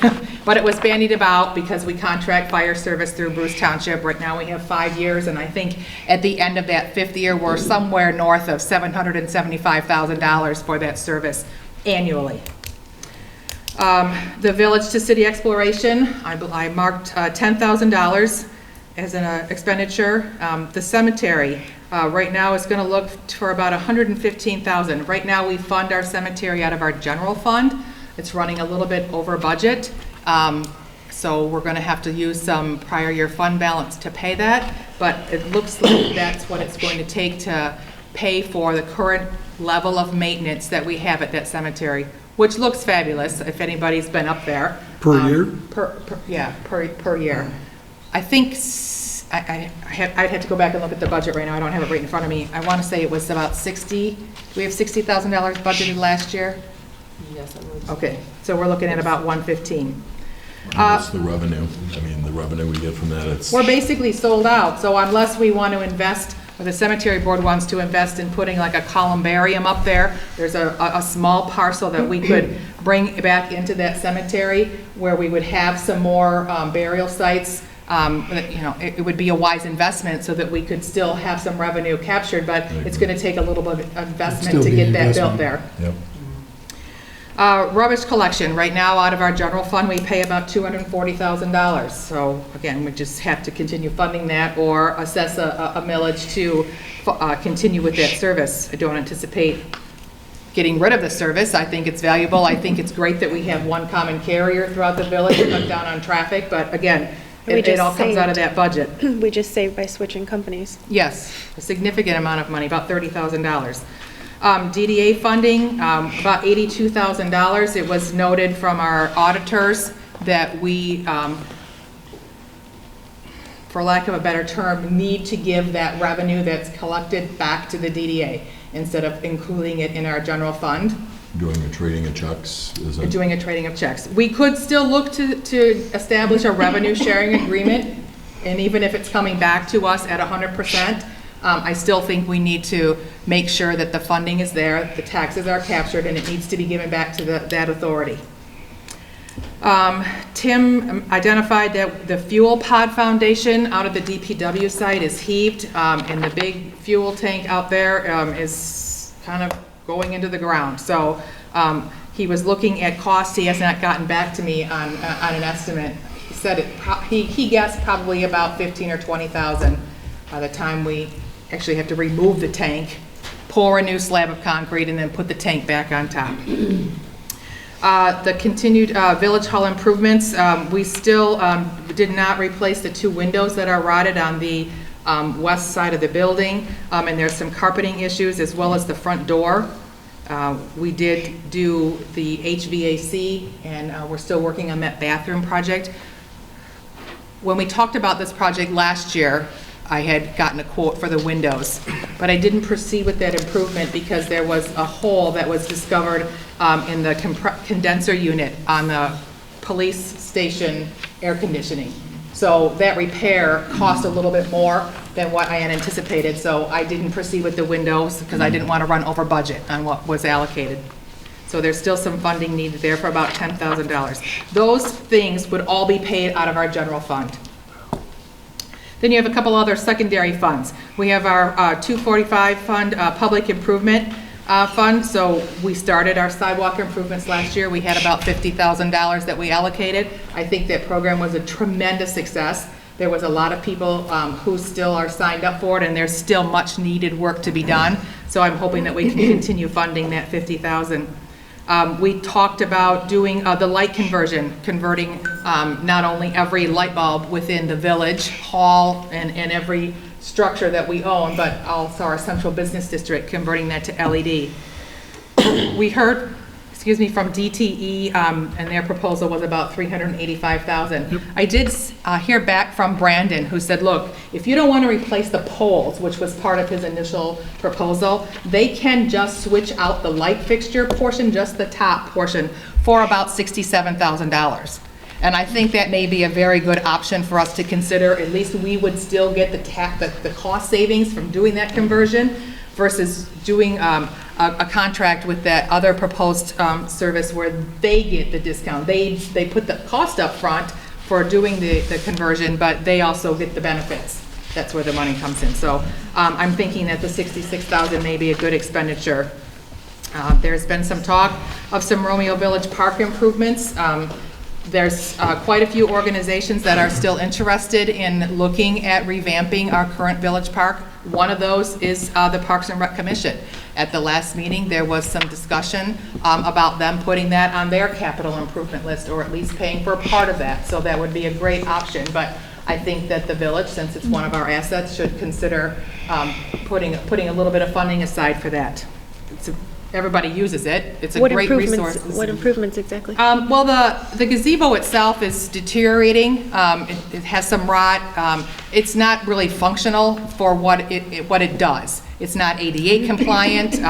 When they bring music acts or bands, Santa, you can't see them in the gazebo. Where if we removed that, if we gave that back to the Lions, because that was their investment, moved it possibly back to their campus, or if they weren't interested in having it at their campus, moving it up here to the Parks and Rec and having a seating area once it's improved up there, and doing like a small, very small, like amphitheater. Just some sort of staging area with some lighting so that you would still be able to have movie nights or the concert in the park series on Sundays. I would hope that it would include a very small, because there's not a lot of space there, playscape for our children. There's no equipment for them to utilize. Parents want to grab a cup of coffee from Main Street, or, well, you can't bring the wine out from the Village Winery, but you can sit in the window and have your wine while you watch your kid play on the swing set in the park. So those sorts of improvements, just modernizing it and make it more useful for everybody who comes to town. So that was out of the Public Improvement Capital Expenditures Fund. Out of the Municipal Streets Fund, we have to anticipate that TIP project. That's the state is going to pay for the Powell Road paving with a share to the Village of Romeo. That is split with Armada Township, so our portion is going to be about $141,000. That happens in the fall of #21. So those are just some updated numbers. It was a little bit less than that, of course, when they announced the project back in 2018, but we just, John Paderek and I just did a little research to make sure that our numbers were accurate for budgeting. The big one, our road asset management plan. We heard the proposal a couple of meetings ago from James Vitrano at Hubbell, Roth and Clark that our roads are not in good shape. The average PACER rating there was, I think, about a 2.4, and if we do not put some improvements into it, we will be driving on gravel really soon, because once they start to crack and deteriorate, it's just a quick slide downhill and it's a much more costly repair. That proposal, at the high end, was $5 million. $5 million investment is what it would take over, again, 10 years, just to bring the average road rating up to about a 6 at the end of that. So that's a significant cost. We talked about some Central Business District mid-block crossing and some additional bike lanes in an attempt to keep our town walkable and pedestrian friendly. We have a number of pedestrian accidents that have happened, especially in the south block of town, where people are crossing Washington Street, going from Old World Nouveau over to Little Caesars to grab a pizza, I guess, to dash back over there. I've had a few near misses on my end of town, just crossing over to where the Chamber of Commerce is. Most people aren't going to walk to the main four corners and wait for the light cycle to get you through where you're going to go. They just walk across, and I really have thought all along that we needed to perhaps partner with our Downtown Development Authority in looking at what it would cost to do some mid-block crossings. And it can be really just as simple as they have these new devices that screw into the asphalt in the middle of the street with the flashing light It can be just some striping that indicates that, hey, there's something different going on. And those ones that screw in are removable for winter so that the snow can still be easily removed. I met with the County Road Commission a while ago, and they said, sure, we'd entertain a proposal, so you tell us what you want to do and put together some drawings, and then we'll let you know if we can do that, because obviously that's a county-maintained road there on Van Dyke and St. Clair. So again, I'm not sure what that would cost, but if that's a priority, then we could look at, get some cost analysis involved in that. For motor pool, we talked that we need a new leaf vac truck, about $120,000 for a new leaf vac truck. I think everybody values that service. I like having the leaves picked up too, but it's costly, $120,000. The equipment is failing. The boys at the DPW held it together with duct tape and some zip ties this year. And so Tim's indicating that the time that it's down and the cost of the repairs, they can't even get parts anymore for a lot of that it's time to just invest in a new one.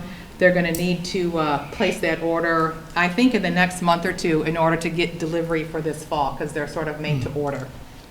So about $120,000 for that. The request came in for a new police vehicle, about $20,000. Again, with the aging, you'll start to see repairs and maintenance costs go up for every year that we keep those aging vehicles on hand. So police chief is asking for one new vehicle. And we had the request for 2 new snow plows. Again, same scenario. The snow plows are some years old. Tim can't get parts to maintain them, and just like the Leafs, everybody needs their snow plowed. So we want to continue on that service. Then we have to earmark some funding for it, about $300,000. Did you want to talk about any of your other projects, or do you want me to just hop into the budget? There was, still looking at the, working with the church to redo the parking lot to see if we can get more parking. It's the handout with all this one. These are just a compilation of all of the quotes that everybody gave. With the only one Terry told me the only one different at the bottom with Bartholomew is that this one just is repair. The rest of them didn't, some of them quoted it, but didn't feel that that was Apples to apples. feasible, that it needed to be completely redone. Now, have you talked to the church about this, or? Yeah, that Terry provided this. So the church has seen that? Yes, he gave it to, he has received all the quotes, and this is what he's given to me. He compiled And it. any of these proposals, if we went with any of these, they'd allow us to park there? That's So what these were we talked acceptable about. by them? Pardon me? Were all of these acceptable by the church? I don't know. He just gave, I said, we're having a meeting tonight to talk about proposed budgets. Can we have the numbers to look at? These so are that just we some can. of the options that are Yeah. out there. is what he But said. So these are just numbers. But from when we met with the church, the whole thing was if we help the deteriorating parking, if we were to help fund that or do it, they were looking at it, then they would allow us to park in their lot. So I'm just, if they gave us this and said this is what the costs are, unless they said, no, if you only patch it, we're not going to let you use the parking lot, or Nothing that. else has been said. He just Okay. passed over the numbers and said, let me know what you want to do next. Should we meet? How do you want to do it? We need to But know he's- that they would accept it, what they would be okay with their property, right? Absolutely. They're not Yeah. interested at this point in deeding us this parking lot, right? They That still we- want to We own talked it. about that, but again, we haven't met again, we haven't spoke Okay. again. I don't have an answer for that. Okay. Right. I mean, my initial concern is we wouldn't be able to invest taxpayer dollars in, property that we don't own. So I would think that would be a Well, I requirement. thought we but- already Or a talked about lease. that. We would have a lease. A lease. We have some kind of lease. Yes, some sort of commitment that it's not I mean, just that's what the allow key us would to be with park any it, of these. but They allow us have to park there. to Right. agree to let us use the parking, so. So if we were to just, as long as we have this proposed list, would you be comfortable just putting $20,000 just down, earmarking that, just as we're looking at funding? That's sort of on the high side compared to the low bid, but if there was more work that needed to be done, I mean, what are you suggesting? I am not suggesting anything. I want to go Okay. talk to them and see what they are Okay. willing to work with us, Okay. or, So I'll just put a question mark there. It's for the amount, but I'll still include the idea. because we did even talk about, they were surprised when we mentioned that we would be offered to help pay for it. He was off the bat under the assumption that they were paying for it all, so I really don't know What how his they want to lay expectation is. this out. So, Okay. more to follow, thank you. Okay, perfect. And then I see you gave us a community garden proposal. Correct. This is a proposal, I went and, it was thrown around at our Christmas committee meeting. Somebody mentioned it. I said, you know, that's kind of a good idea. Let's look into it, see what we can do. Where would we even put it? Someone suggested the Romeo Trailside Park. So I reached out to the county to ask, can we even do this? Because that is their property. So I went and met with them. This is exactly what I gave them. So John Paul Rea has exactly this. They said, yes, very interested. It sounds like a great idea. The more I'm looking into it, our biggest problem is how do we water the plants? So it comes down to either tapping a fire hydrant, somehow working with the DDA to get water over there, or if you look at the last page, something that I had brought up in the past, which almost seems like the best idea still, is to get a community water bottle fill station for the trail. Fill your water bottle as you're biking, or drinking fountain, and at the bottom we could have a tap to water the garden. So I actually want to reverse the project, and I think it would be best to start with water and then do a garden next year. So it like has a spigot so you can connect a hose to it? Okay. And there is a water line there because of the use of the land. It used to be, it's just about how much, these units, it all depends on which unit you get, range, some of them were $3,000, some of them are $5,000. So the units aren't extremely expensive. It is more where the line is and how do we get it to where we want it to go. And that's just for the fill station, just for the water, okay. Is that village water or city water? You know, That's village. It's village water. Yeah, the nearest Great Lakes tap, On well, the it other sort of side- runs other side of the alongside the railroad trail. tracks, yeah. But, East of the trail. yeah. The county was tapped into Great Lakes? No, they just used that rail line when Great Lakes Water put that 96-inch main running through there, so it pretty much Not runs taps. down along Well Bridge behind St. Clements. And then the main point, I believe, is in the parking lot or the playground area of Amanda Moore. So, yeah, the main, because there's two 8-inch taps that run off of that for Ford, but I'm not entirely certain where those taps are initiated, but, so there is water in the vicinity, Yes, for sure. it's just but- getting to it. And in the meantime, you can see pictures of different container examples. It would be fenced in. At this point, I'm still going to try and get a committee together to do it so that we can start fundraising, so we have the funds next year to buy these items. And another suggestion is that we could reuse the large plant containers that we took off the streets as some of our planting containers, so that could mitigate some costs there. Those still at Emmett's Energy, is that where we moved them to? They're in our DPW. Okay. Yeah. So is this something, the anticipation would just be, you put in the hours and you could go and pick tomatoes and take them home with you? Or is this like, This is something. you're gonna sell them to the restaurants? This is something that I want the committee to decide. Okay. I'm just kind of saying, hey, this is a great idea, guys. If someone wants to even take it over, spearhead it, I'm not really a great gardener. But if somebody else is, I'm willing to hand it over. It was just a good idea. Yeah, I agree, it's an interesting proposal. All right, so again, we don't really know what the funding would be We need to requirements, look we'll just into prioritize water. it? Okay. Okay, any other proposed capital projects anybody wants to talk about or bring to the table? So let's get into the reality check of it, which is the actual budget. So, oh, yes, okay. I did skip over legal, D.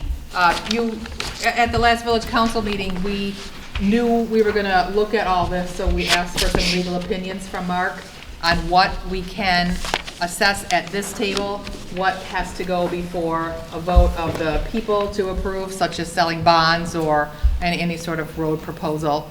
And so he provided this to me late Friday, and I gave you copies at your table. It's a lot of information.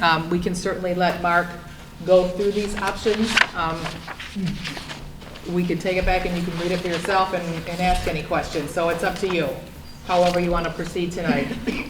You want to have him give the overview? Give us an overview. Mr. Clark, please. I broke this down into the categories about which you asked me when we were, when you last met. And the categories are for the general fund, also for the general highway fund, cemetery, your garbage collection, and then additional taxes, and also with respect to bonding. And it's my understanding that the village currently levies taxes for its general fund, and all of these are dictated or limited either by the General Law Village Act, the Michigan Constitution, or the General Property Tax Act. And if you look at your General Law Village Act, there are specific categories. One is for a general fund, one is for the highway fund, there's one for cemetery, and there's one for garbage collection. And so I've tried to zero in on those. And the limitations, I've specified those are by statute in the General Law Village Act. For your general operating fund, you're limited to 1.25% of the assessed value of the property throughout the village. And I've not distinguished between real property and personal property. I've really presented this on the basis of real property. There still is a personal property tax, but I don't think it's significant because of the exemptions and other changes to the way property is taxed in the state of Michigan. So you can look at this as the primary application being to the real property taxes. So for instance, your general fund, you're limited to 1.25% of the assessed value, but then you have to factor in, if you've levied the tax, which you have, the village has, if you levy the tax, then you have to factor in the Headley Amendment, which was passed based on a petition and a vote in 1978 that limits the amount of taxation and what happens as taxes are assessed. And there's what is called the Headley rollback because, and I get into the details in the opinion, but if your assessments exceed, or the value of your property exceeds a certain percentage, or the rate of inflation, then it has to be rolled back. And I think the 1.25% translates to about 12.5 mils. I don't know what you're capped at on your levy now, but it's been rolled back, and you can't exceed that amount, that rolled back amount, without what is called a Headley override, where the voters get to decide, yes, we'll allow for the override, and you can levy up to your 12.5, or if you proposed 11, whatever your override proposal would be if you chose to do that. And so that analysis applies to the highway fund. It also applies to the cemetery fund and the garbage collection. Now, it's my understanding there's not a specific levy for the cemetery. You can levy up to 1/10 of 1%, and because that authority to do that was provided by statute, which was adopted before the Headley Amendment in 1978, the council could levy that without a vote of the people, but in order to do that, you'd have to have a 2/3 vote. And so under the General Law Village Act, you can't adopt a tax or increase a tax within your authority without a 2/3 vote of the council. And that would apply to the garbage collection as well. It's my understanding the council does not levy a dedicated millage to the garbage collection. You're allowed to do that by law, and that would be subject, if that was levied, which I don't believe it has been, that would be subject to the Headley rollback and the requirements of the Headley override. But if not, you could choose to levy that tax, but it would require a 2/3 vote of the council. And then there's the ability to, if voted on by the people, there's the ability to levy what are called additional taxes if all these other taxes are insufficient to meet the requirements or the needs of the village. There's also the ability to bond. There are limitations with respect to that. I've touched on that somewhat in the opinion, giving you the two general types of bonds that might be available. Bonding is a particularized endeavor. It's, I don't know, I think I might have used the word complicated, probably complex would have been the better word, but in any event, it's beyond the scope of what I do. It's beyond the scope of my practice. Whenever there have been bonding issues put forth by the village has always hired the Miller Canfield firm.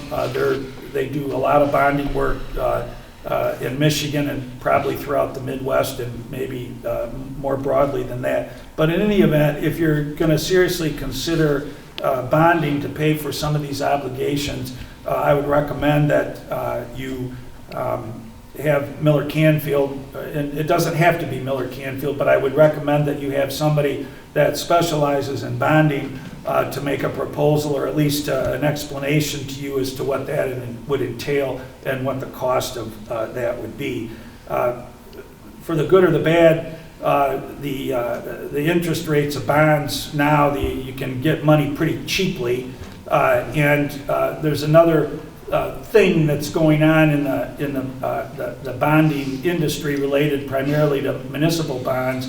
There's a bit of a consolidation. There used to be a bit of a hierarchy as to how bonds could be offered for sale, private placements, and other requirements, public offerings, and there are some proposed rules at the federal level with respect to who can act on behalf of a borrower, and can this person act on behalf of both the lender and the borrower? Can this person be a matchmaker, if you will? So there are some things going on that may make it attractive to try to bond, but that's not only an economic but a political decision you'd have to make to decide whether you think that's a good idea or not. So that's a thumbnail sketch of what I've given you in greater detail in the letter. If you have any questions, certainly I'd be happy to answer them.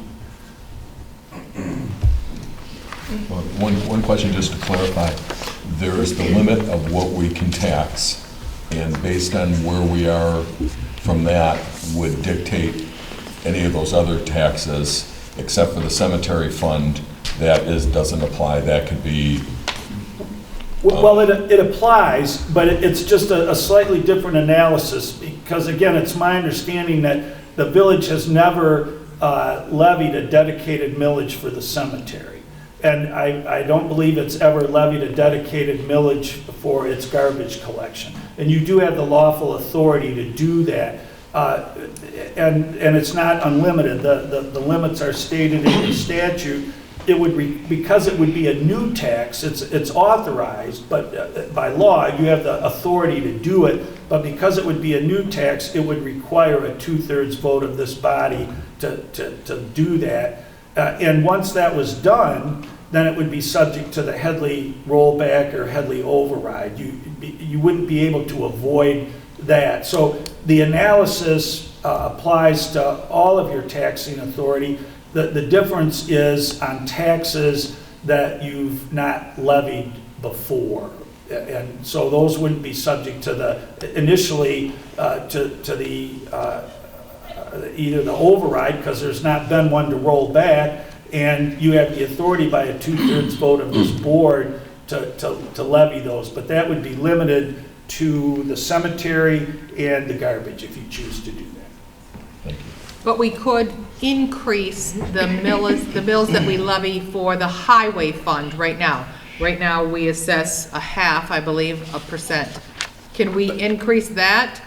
If it's been rolled back by Headley, and you could not increase it without a vote of the public, because you would have to engage in a Headley override. If you had not levied that, that authority existed before the Headley Amendment was adopted in 1978. So the answer is yes, you can increase it, but it's my opinion that would require a vote of the public because the Headley Amendment requires that the electors, the qualified electors, be allowed to make that decision. That's not a bad thing anyway.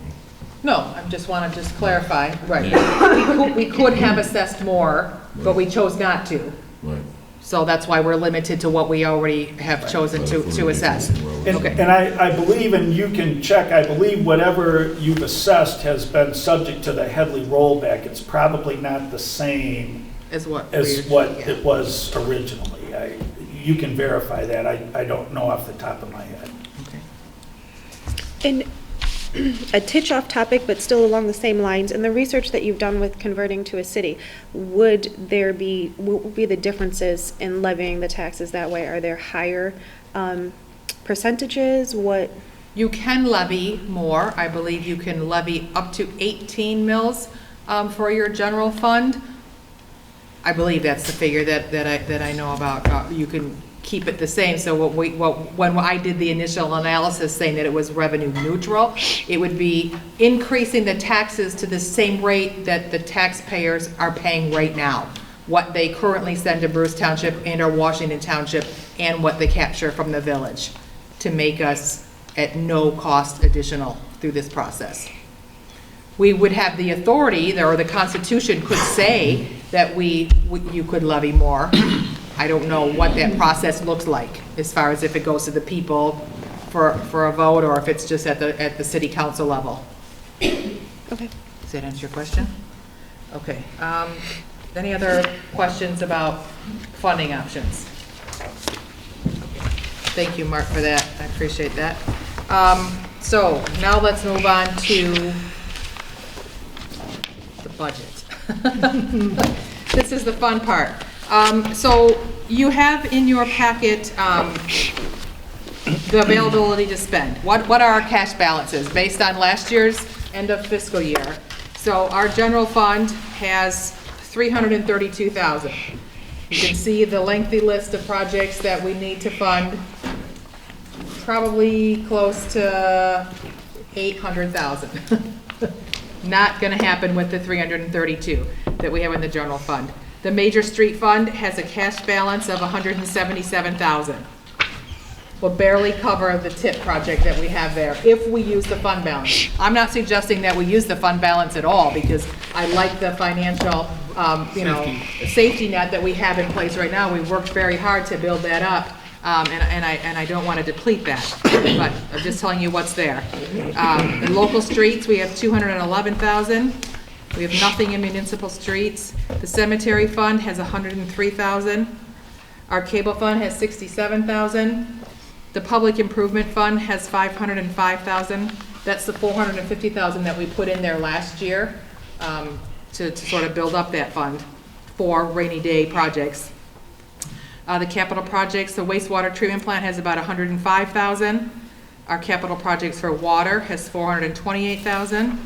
Our building and inspection fund has $55,000. Our water fund has $281,000. And our motor pool fund, $98,000. And the employees retirement fund, $92,000.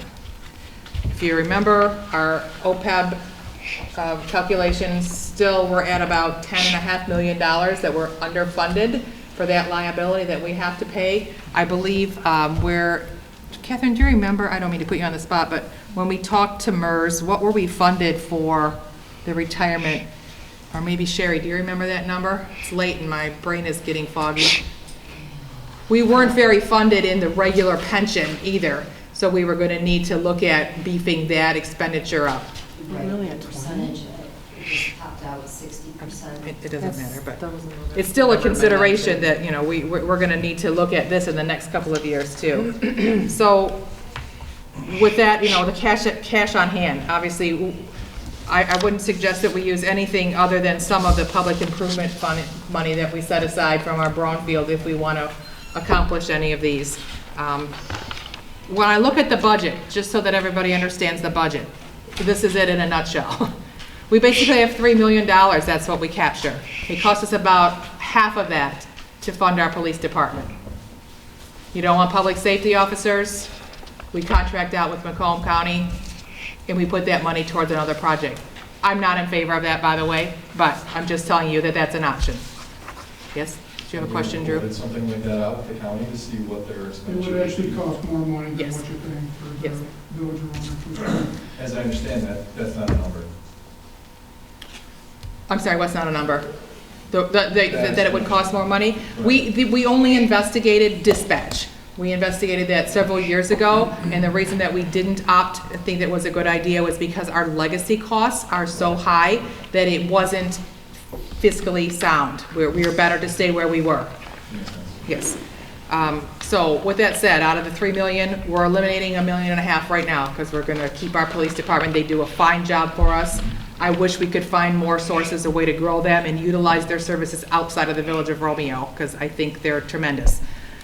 So $1.5 million. Out of that $1.5 million, then we spent $500,000 on our fire services. So now we're down to $1 million.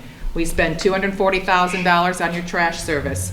We spend $175,000 on our health insurance. 175 or was it 150? The number's way up there. So the rest of that is healthcare, $250,000. I mean, you can see there's not a lot of money there that we're working with to pay for any of these projects. Basically, whatever's left is going for salaries for our DPW and our wastewater treatment plant employees and our retirees. Our retiree healthcare costs us more monthly than what it costs for our current employees. That's how bad our legacy costs are. That's how bad the contracts were that were negotiated all those years prior. Those contracts are coming due in 2021. I'm going to suggest that we get great counsel that helps us negotiate an effective and fair contract that still makes us attractive to our employees, because we're not looking for anybody to have a mass exodus. I think all of our staff are knowledgeable. They do a great job. But we have to take a look at capping our costs in the long run. We have to close the pension plan, and we have to go to a defined stipend amount for our retirees, so we understand what our fixed costs are instead of just annually getting a cost increase as healthcare goes up. So that's just something that I'm mindful of and I'm working on.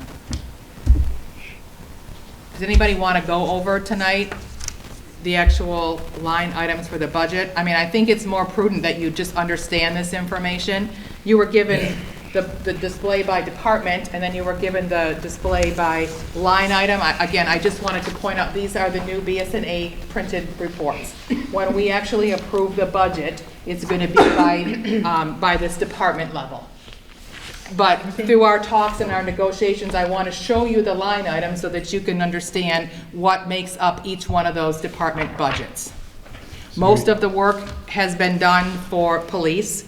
We incorporated the increases in the union contract, the raises that the employees are going to get. We anticipated the changes from our wastewater treatment. Those are already incorporated in here. We did some increases or some work as far as just maybe the rate of inflation increases in the general fund. But it didn't really take into account any of this capital improvement. So this is what I need help with, again, prioritizing so that I can understand how to plug in these numbers into these departments and know what the bottom line, if we're going to be able to put together a balanced budget or not. I think it was like maybe 40,000 or something with the police. We've talked about having the scales and having the trucks that come through. Is that something that's still a viable option as far as revenue? We've talked about that over the last few years. With all the trucks coming through, we had to have equipment. Right. And I thought at times we were talking that would generate about $40,000. Well, there's no telling what it would generate. It's something that would cost some money to do because of the scales and that, unless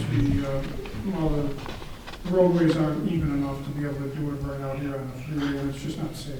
Do we want to look at something like that? I know you've talked about it. I have 2 officers that are trained in it right now. It's an option. you know, I can't tell you what the revenue's gonna be, you know, my job isn't about revenue. No, I get that. But, yeah, I mean. And again, I don't mind the the trucks, you know, keeping the trucks to be the weights they're supposed to be coming through our village. I mean, that's protecting our village. It's not giving people speeding tickets. Whatever the court imposes too, you know.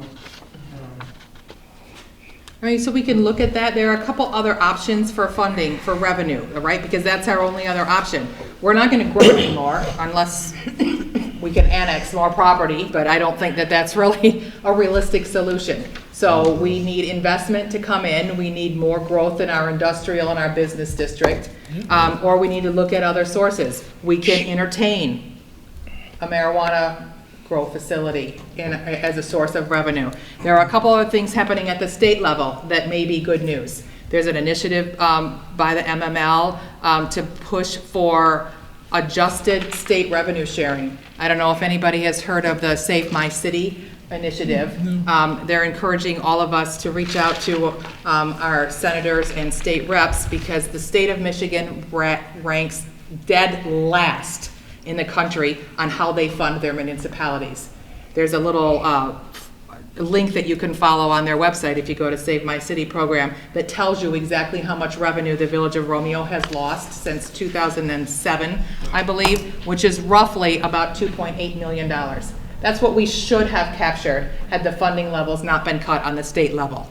So not only are we, you know, we're subject to inflation, we're subject to the recession that happened, but we're limited to the growth by the Headley override and Proposal A. So it's like this perfect storm of, you know, bad news for all of the municipalities, and we're not alone in this, you know, problem. Every municipality is suffering it. But so there's an initiative underway to help encourage Governor Whitmer to fund the municipalities at an adequate level.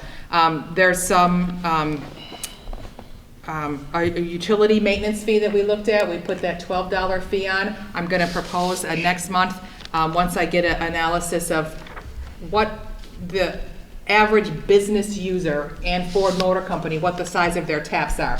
I'm not suggesting that we change anything with any of the residents, but we just did an across-the-board flat fee, which in hindsight, it's probably not fair because those users over there with a much bigger tap are using twice the amount of water. They should be paying more of that maintenance fee because they're draining the system.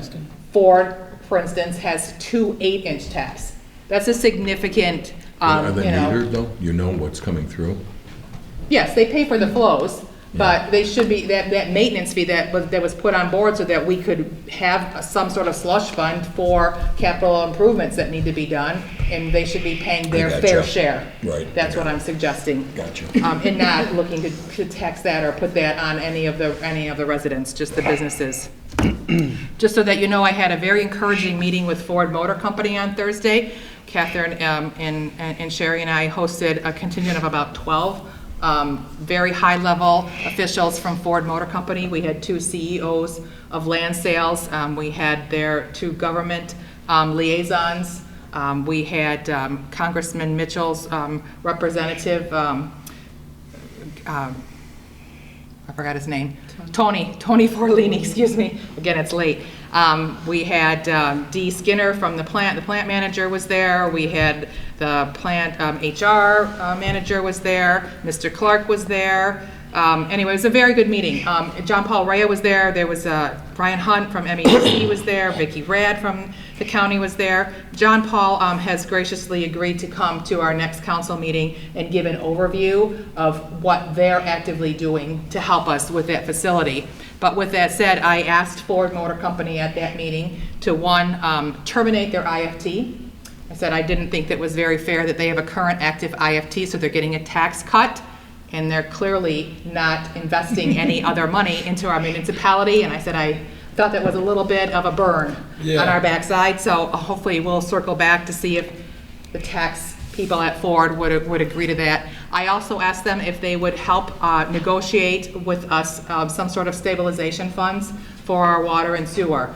I pointed out to them that it's not necessarily the tax revenue that I was concerned about, them leaving that facility. although that's a significant part of about 170,000, 174,000, it's a bigger hit to the loss of revenue to our sewer and water fund of about 440,000.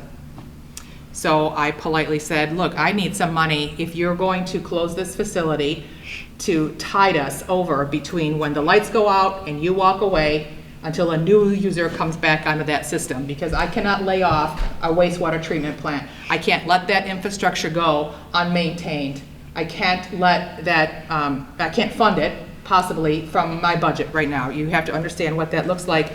And the gentleman said that they have never done that before, and they probably don't necessarily pay for things that they don't receive. And I politely indicated that they've never closed a plant in the village of Romeo before. So that they might want to consider us a bit unique and figure out how they can remain good partners through this process with us, that we have approved 9 FTs over the last couple dozen years. Since 1971 was the first IFT. So we've always worked with them.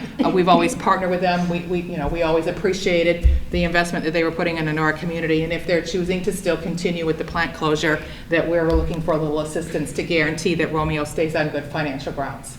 So whether or not any of that comes to fruition or not, I at least made the ask. So we'll see how that bears out. Yes.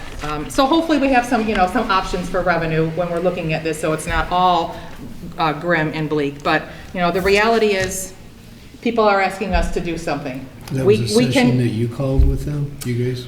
I had requested a meeting of Ford back in October or November. I had not heard anything since they announced the plant closure. It sort of fell by the wayside through the holidays. I put another email inquiry to Gabby Bruno, who's the government liaison out of their Dearborn office in January, and then I got a quick reply from Stephanie Fries, who is under Gabby, and she said absolutely that she would welcome meeting us. She's been on the job 30 days, so she really didn't know, and it was at her invitation that all of those people were gathered. I didn't ask for all those people to come. That's my point, was to send that large of a contingent was a pretty good move on their part to yes. show their Is the closing date still the same? They do not know. That was the most frustrating part of the whole meeting, is that, they had said in the announcement that it would be the end of 2022, but it really depends on production. Is there a need? Is somebody else producing an engine, or is the need growing? Is a plant, down for retooling where they just can't make that production? They may extend it out. We don't know. They're unable to commit at this time, which is a little bit, of a bummer. But some of the things that JP will highlight when he's here, and I thought it was very encouraging, Ford offered to pay for an urban land planner to come and do some overlays of that site. It's 2.2 million square feet. Almost 300 square acres is their campus right now. Not all of that ground is utilized in the footprint of those buildings that are there. So I said, what does that look like? If you're going to close it off, can we parcel it off now? Can we, look at what we could build in the back corner there through an access road so that we can start developing that? And what would that look like versus, the likelihood of finding one user who can come in and use 2.2 million square feet is probably pretty slim. But finding 3 or 4, 5 is probably a very good possibility. And honestly, I think that puts us in a much better financial solid footing, because we're more diverse. We would never run the risk of losing the biggest user on our system again in diversifying like that. So that, not to go to the podium or anything, but that piece of land, from what you see from 32 Mile Road back to the backside of the plant where it goes along the trail, they have that much land on the other side of the river to the Trustees on Hall Road. And they only utilize half of the land that they've ever had. Ever. They've only ever utilized half of it. But my thing is generally when Ford leaves an area, they do not sell the land right away. They shutter the facility for an extended period of time. Which most do, right? Is worst case to me. Yes, it is worst case, and that's what we have indicated, that if that is their intention, if it is going to take them more than, I said 6 months, which I know that's not realistic, to remediate that and flip that we're going to need some sort of stabilization funding to get us through. They're indicating, their sort of best case is 4 to 6 years. I said that can't happen. It cannot remain What do just. they gain by letting it sit? Well, frankly, the assessed value of that property is extremely low. Right, the So the taxable remediation. value to them, I mean, I'm not a billionaire. I can't explain to you that that doesn't matter to them, that amount of money, but it's that the Ford trim plant that became Vista Right. in Shelby is a very good comparison as far as it also had a ton of unused land, a ton. But you have to think of the fact that Amazon was the eventual end user now, but the land needed a substantial amount of cleanup. So they have brownfields and all of these tax breaks to make that property useful again. And that's been an engine plant for 60 years. Tractor plant. Not before saying that. the land's going to need help. Right, it will.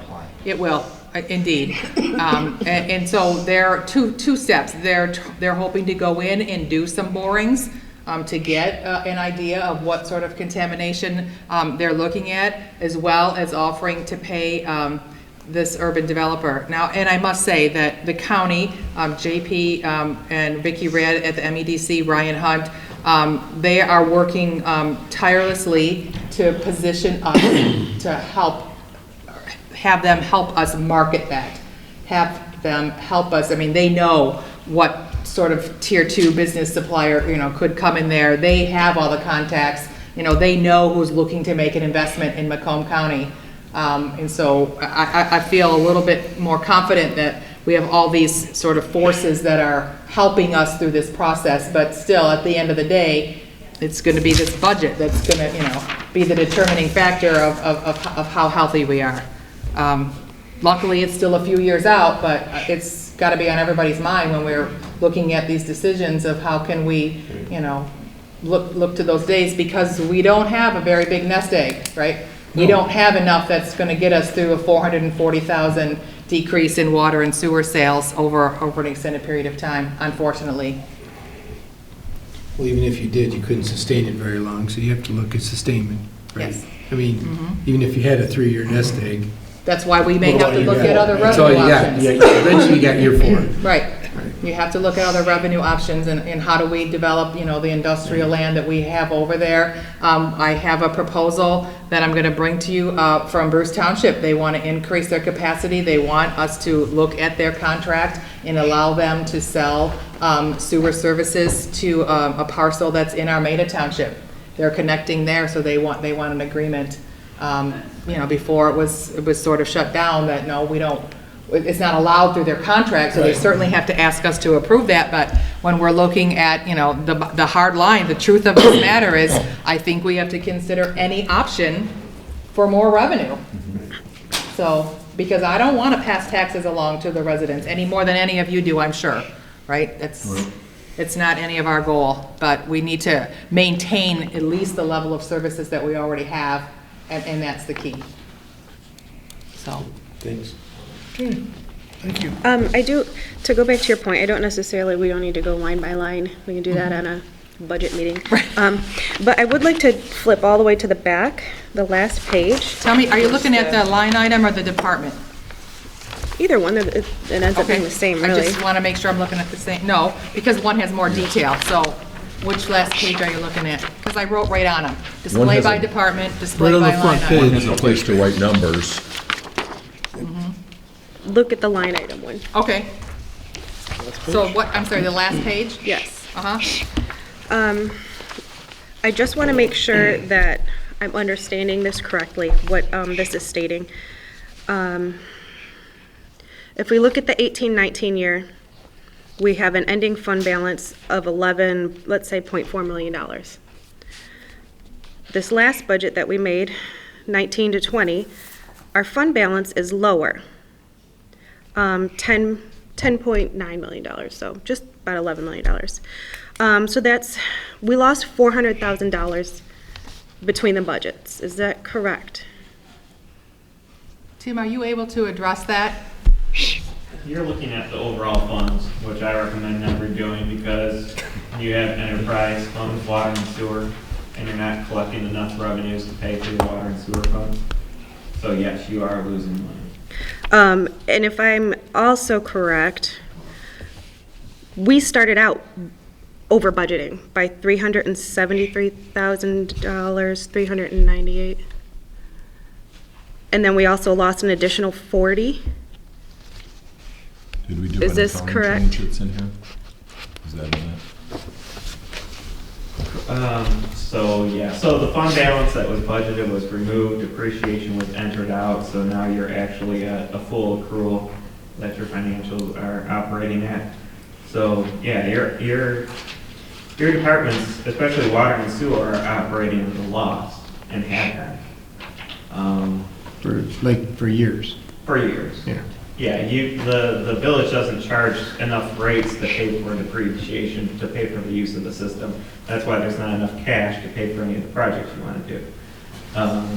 Can you explain to me, though, how we ended up with positive over $1 million in 18 to 19, but then lost 400,000 in this current budget?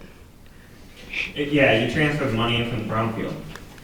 Okay, that's half of it. And then the other was from the local stabilization overpayment. How much was that? I don't recall. 18. So the personal property tax overpayment we get every May is dispersed. So it's not budgeted until the revenue is actually received because it's not guaranteed. It could be up or down. So that has been 3 times the amount. But we received that in the 1920, and that didn't bring us up. We still lost $400,000. You haven't received it yet. We received I know that. This is Okay. the accrual. This is what you Part talked of it. about last week. Because I thought we said we received, okay. Right. So, You get the initial one, and then you get another one in May. And that's the one that he's talking about that we don't have yet. so what year are we actually going to be following true accounting procedures? Is it this year? It is the 1920 budget. So everything prior to that, we didn't accrue, we didn't. Yeah, the budgeting process was just all cash basis. Yeah. And so it doesn't show your real cost to operate the village. So now when you look at the budget, you'll see a true cost to operate the village, and that's why you have so much red, so many brackets. So you're now applying corporate auditing, corporate accounting practices, because that's what we are. So are you saying before the 18-19 year, we never accounted for that brownfield money?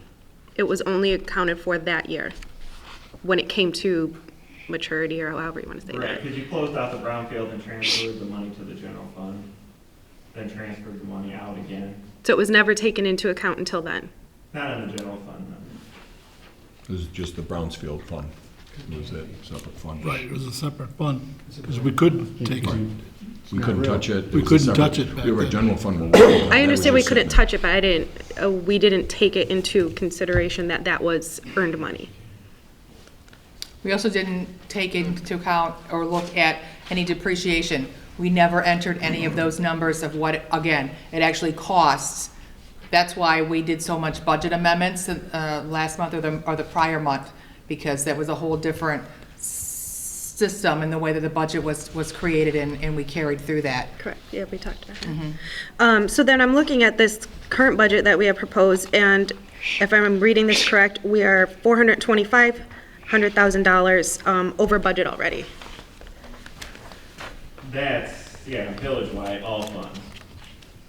So we're already planning our budget almost $500,000 over of what we receive. Correct. And if we don't come up with that, that's gonna come out of fund balance. Correct. And that's because of the sewer and water? Mostly because of the sewer and water.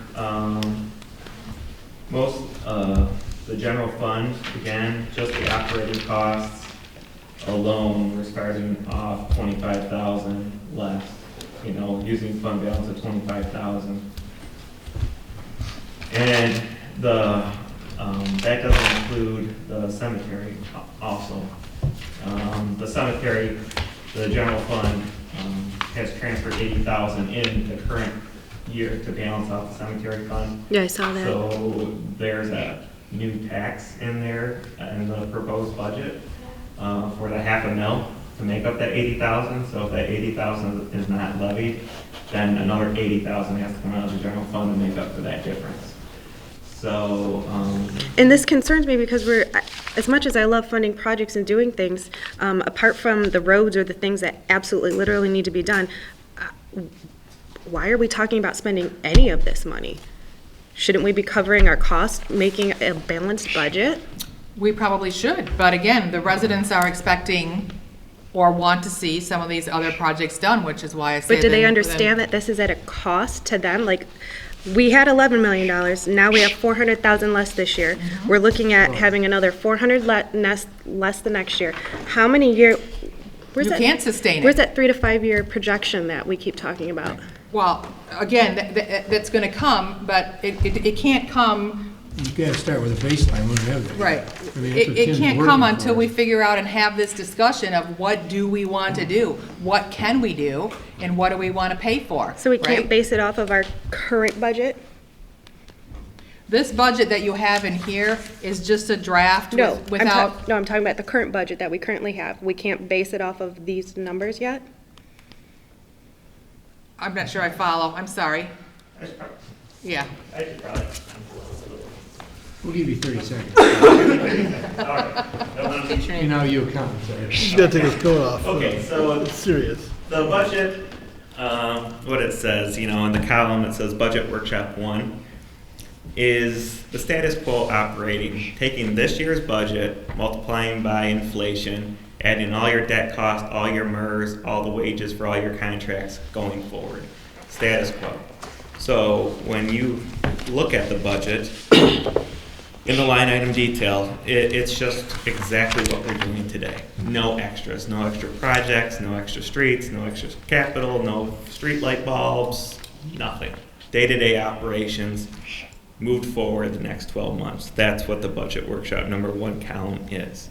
So, and then, in addition to that, it's the cemetery, a new additional cemetery mill, a $500,000 to pay for the cemetery fund, because the funds have been basically depleted. We've taken a loss so many years that we would only be able to take one more operational loss and then you would have depleted the fund.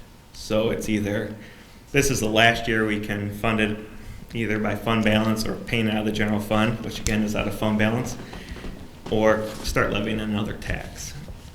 So going forward for the regular meeting where decisions need to start happening, there's the priorities as I would see them would be talking about the cemetery millage. If that's something you don't want to do, I need to put $80,000 back into the general fund to keep paying for those things. Water and sewer, as you said, there's a loss. It's a huge loss. It's almost over $400,000 a year. And you talked about losing Ford, right? And so we know they're our greatest user, and they're not going to leave us any money, right? So the only way to come up with any kind of money is to start charging them now, which would mean a rate increase now. So when they leave, you have money to keep on paying your bills, because you're already taking a loss. So if you're already taking a $500,000 loss now and you're not covering your costs now, you would have to increase rates now to break even, let alone put the money away for 2 years when they're gone. So these are kind of, I don't know if anybody's familiar with where I work, but I also work for the city of Ecorse. I'm the controller there. We're losing U.S. Steel April 13th. They use 50% of the city's water and sewer. Same scenario, right? So it's not so much the property taxes we're worried about, because as they are here, their values are so low, even if they do file an appeal, we're not going to lose a significant amount of property tax revenue, right? We're going to lose water and sewer revenue. So how do you make up that money now? You would have to increase rates. In order to get some kind of money, that's things I would be talking about now. If you're not covering your costs, you don't want to take a $500,000 loss, increasing rates now. And then the cemetery, do you really want to take another $80,000 loss out of the general fund? Can I ask you a question about the cemetery? Because I was thinking that might be something where if we did have that we could invest in, what is the? A columbarium. Columbarium. And because if we're not generating any revenue, anymore because we don't have any more capacity, then that would be a way to possibly do that. But is that already been factored in? That's 80,000, and that's just to keep operating, so that doesn't give us money to invest? Correct. It's just to cover costs? Correct, a $500,000 just to cover costs, that's where we are today, that we're currently funding out of the general fund. So if there's no interest in any additional cemetery millage, we're already at a 25,000 operational loss. It would be 25 plus the 80. That's 105,000 operational loss, status quo.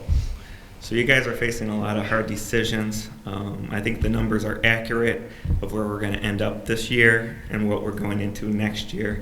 Because they're just so small, it's not hard to forecast, pension and wage. I can multiply by 2% wage increase, right? All our contracts are a 2% wage increase. MERS gives us our cost a year in advance. I know what our pension costs are going to be, and our health costs are going up just under 7%. That's 90% of your budget. We know what your costs are going to be. Your budget's already set. We're not doing any staffing changes, or if there are any, it's just part-time hour adjustments. There's no full-time staffing changes yet. They've been proposed, but they're not in this budget. So when you talk about any of those changes, you got to realize where's the funding coming from. So if it's that easy, can you make a 3 to 5 year prediction off of these numbers? I can, yes. Can you generate that for us? It's not going to be pretty. It's going to balloon into huge losses, especially without a rate change. When I took over the city of Ecorse right out of emergency management, and I had to increase rates 30% just to break even. So I think you basically heard the same thing from UHY. He told you had to start funding 18% increase to start funding capital.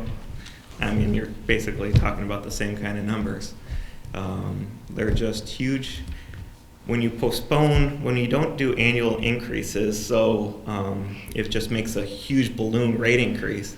Right, so every year we get water rate increases from Great Lakes. This year it's 3.5%.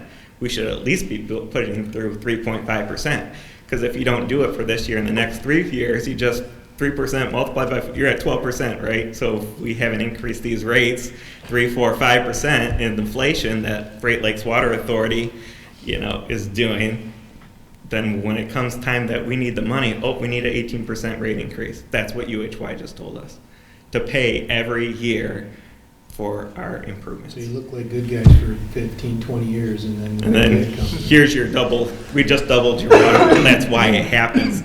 If you Google anywhere Michigan water rate increases, you can see it's all around us, because they've sat on the rate increases. They didn't want to make anybody mad, and now they have to pay for something, and to pay for something is real money. So are you saying you're accounting then the inflation for the disparity in the overage from the 373,000 from last year's budget to this year's 425 over? So, because if you said it all stays the same, is that what you're saying? Is that it's just inflation? So the budget is inflation, wage adjustments, MERS, healthcare 7%. So pretty much you have what we're currently spending for payroll and benefits, and I know the inflation's rate for salaries, retirement, pension, which is 90% of the budget. Supplies and operating, they all left the same. Nobody increased their supplies and operating budget. There's nothing left. There's very little left to. What wages did we increase? All the wages are increased in all the union contracts. Okay, by 2%. percent? Okay, by 2%? And we already had the multiplier for MERS. That comes out a year in advance. And healthcare we were given by Cornerstone to be 7%. So I can easily take what we're currently paying and multiply it by all those factors and get your current budget. It doesn't, it only takes a day or so to do that, in which I've done. And then you take out your bond schedules, principal and interest, for your bonds, which I've done. I plugged all those in. So when you do all your payroll costs, retirement, insurance, bond cost, interest cost, there's not much left. So those are your numbers. Status quo operating next year. So is that all you, do you have any other ideas other than looking at cemetery? Where else should we look? Anywhere else? Well, you will get your overpayment money in May. The question is how much. That will increase your fund balance a little bit. I mean, it's not going to give you a lot of money, but it'll give you some. And then what's your estimate? I think it was about 300,000 over. like I said, that's not going to make up a lot of money. It's not a lot, but a little. A little. And so I reached back out to Dennis Doyle from Ascend. He's gonna, I believe, come to our April budget workshop meeting. He's working on another proposal, again, to look at a change in our healthcare. He thinks his numbers, he's still working on crunching them, but it looks like it could save us about $30,000 or $40,000 over the current plan. Again, if we looked to switch to the HRA versus the HSA that we currently fund. So that's one option that we need to For consider. all employees across the board or just contract employees? All employees across the board, which are, the majority of them are your union. The only ones are, you have the 3 electeds right here, and then you have the other 3 support staff in the village hall. But when we say employees, most of it are DPW, wastewater, and police dispatch.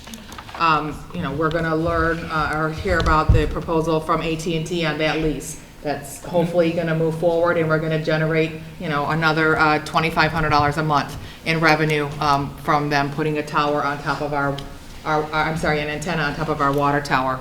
So again, we're looking at just a little bit of revenue.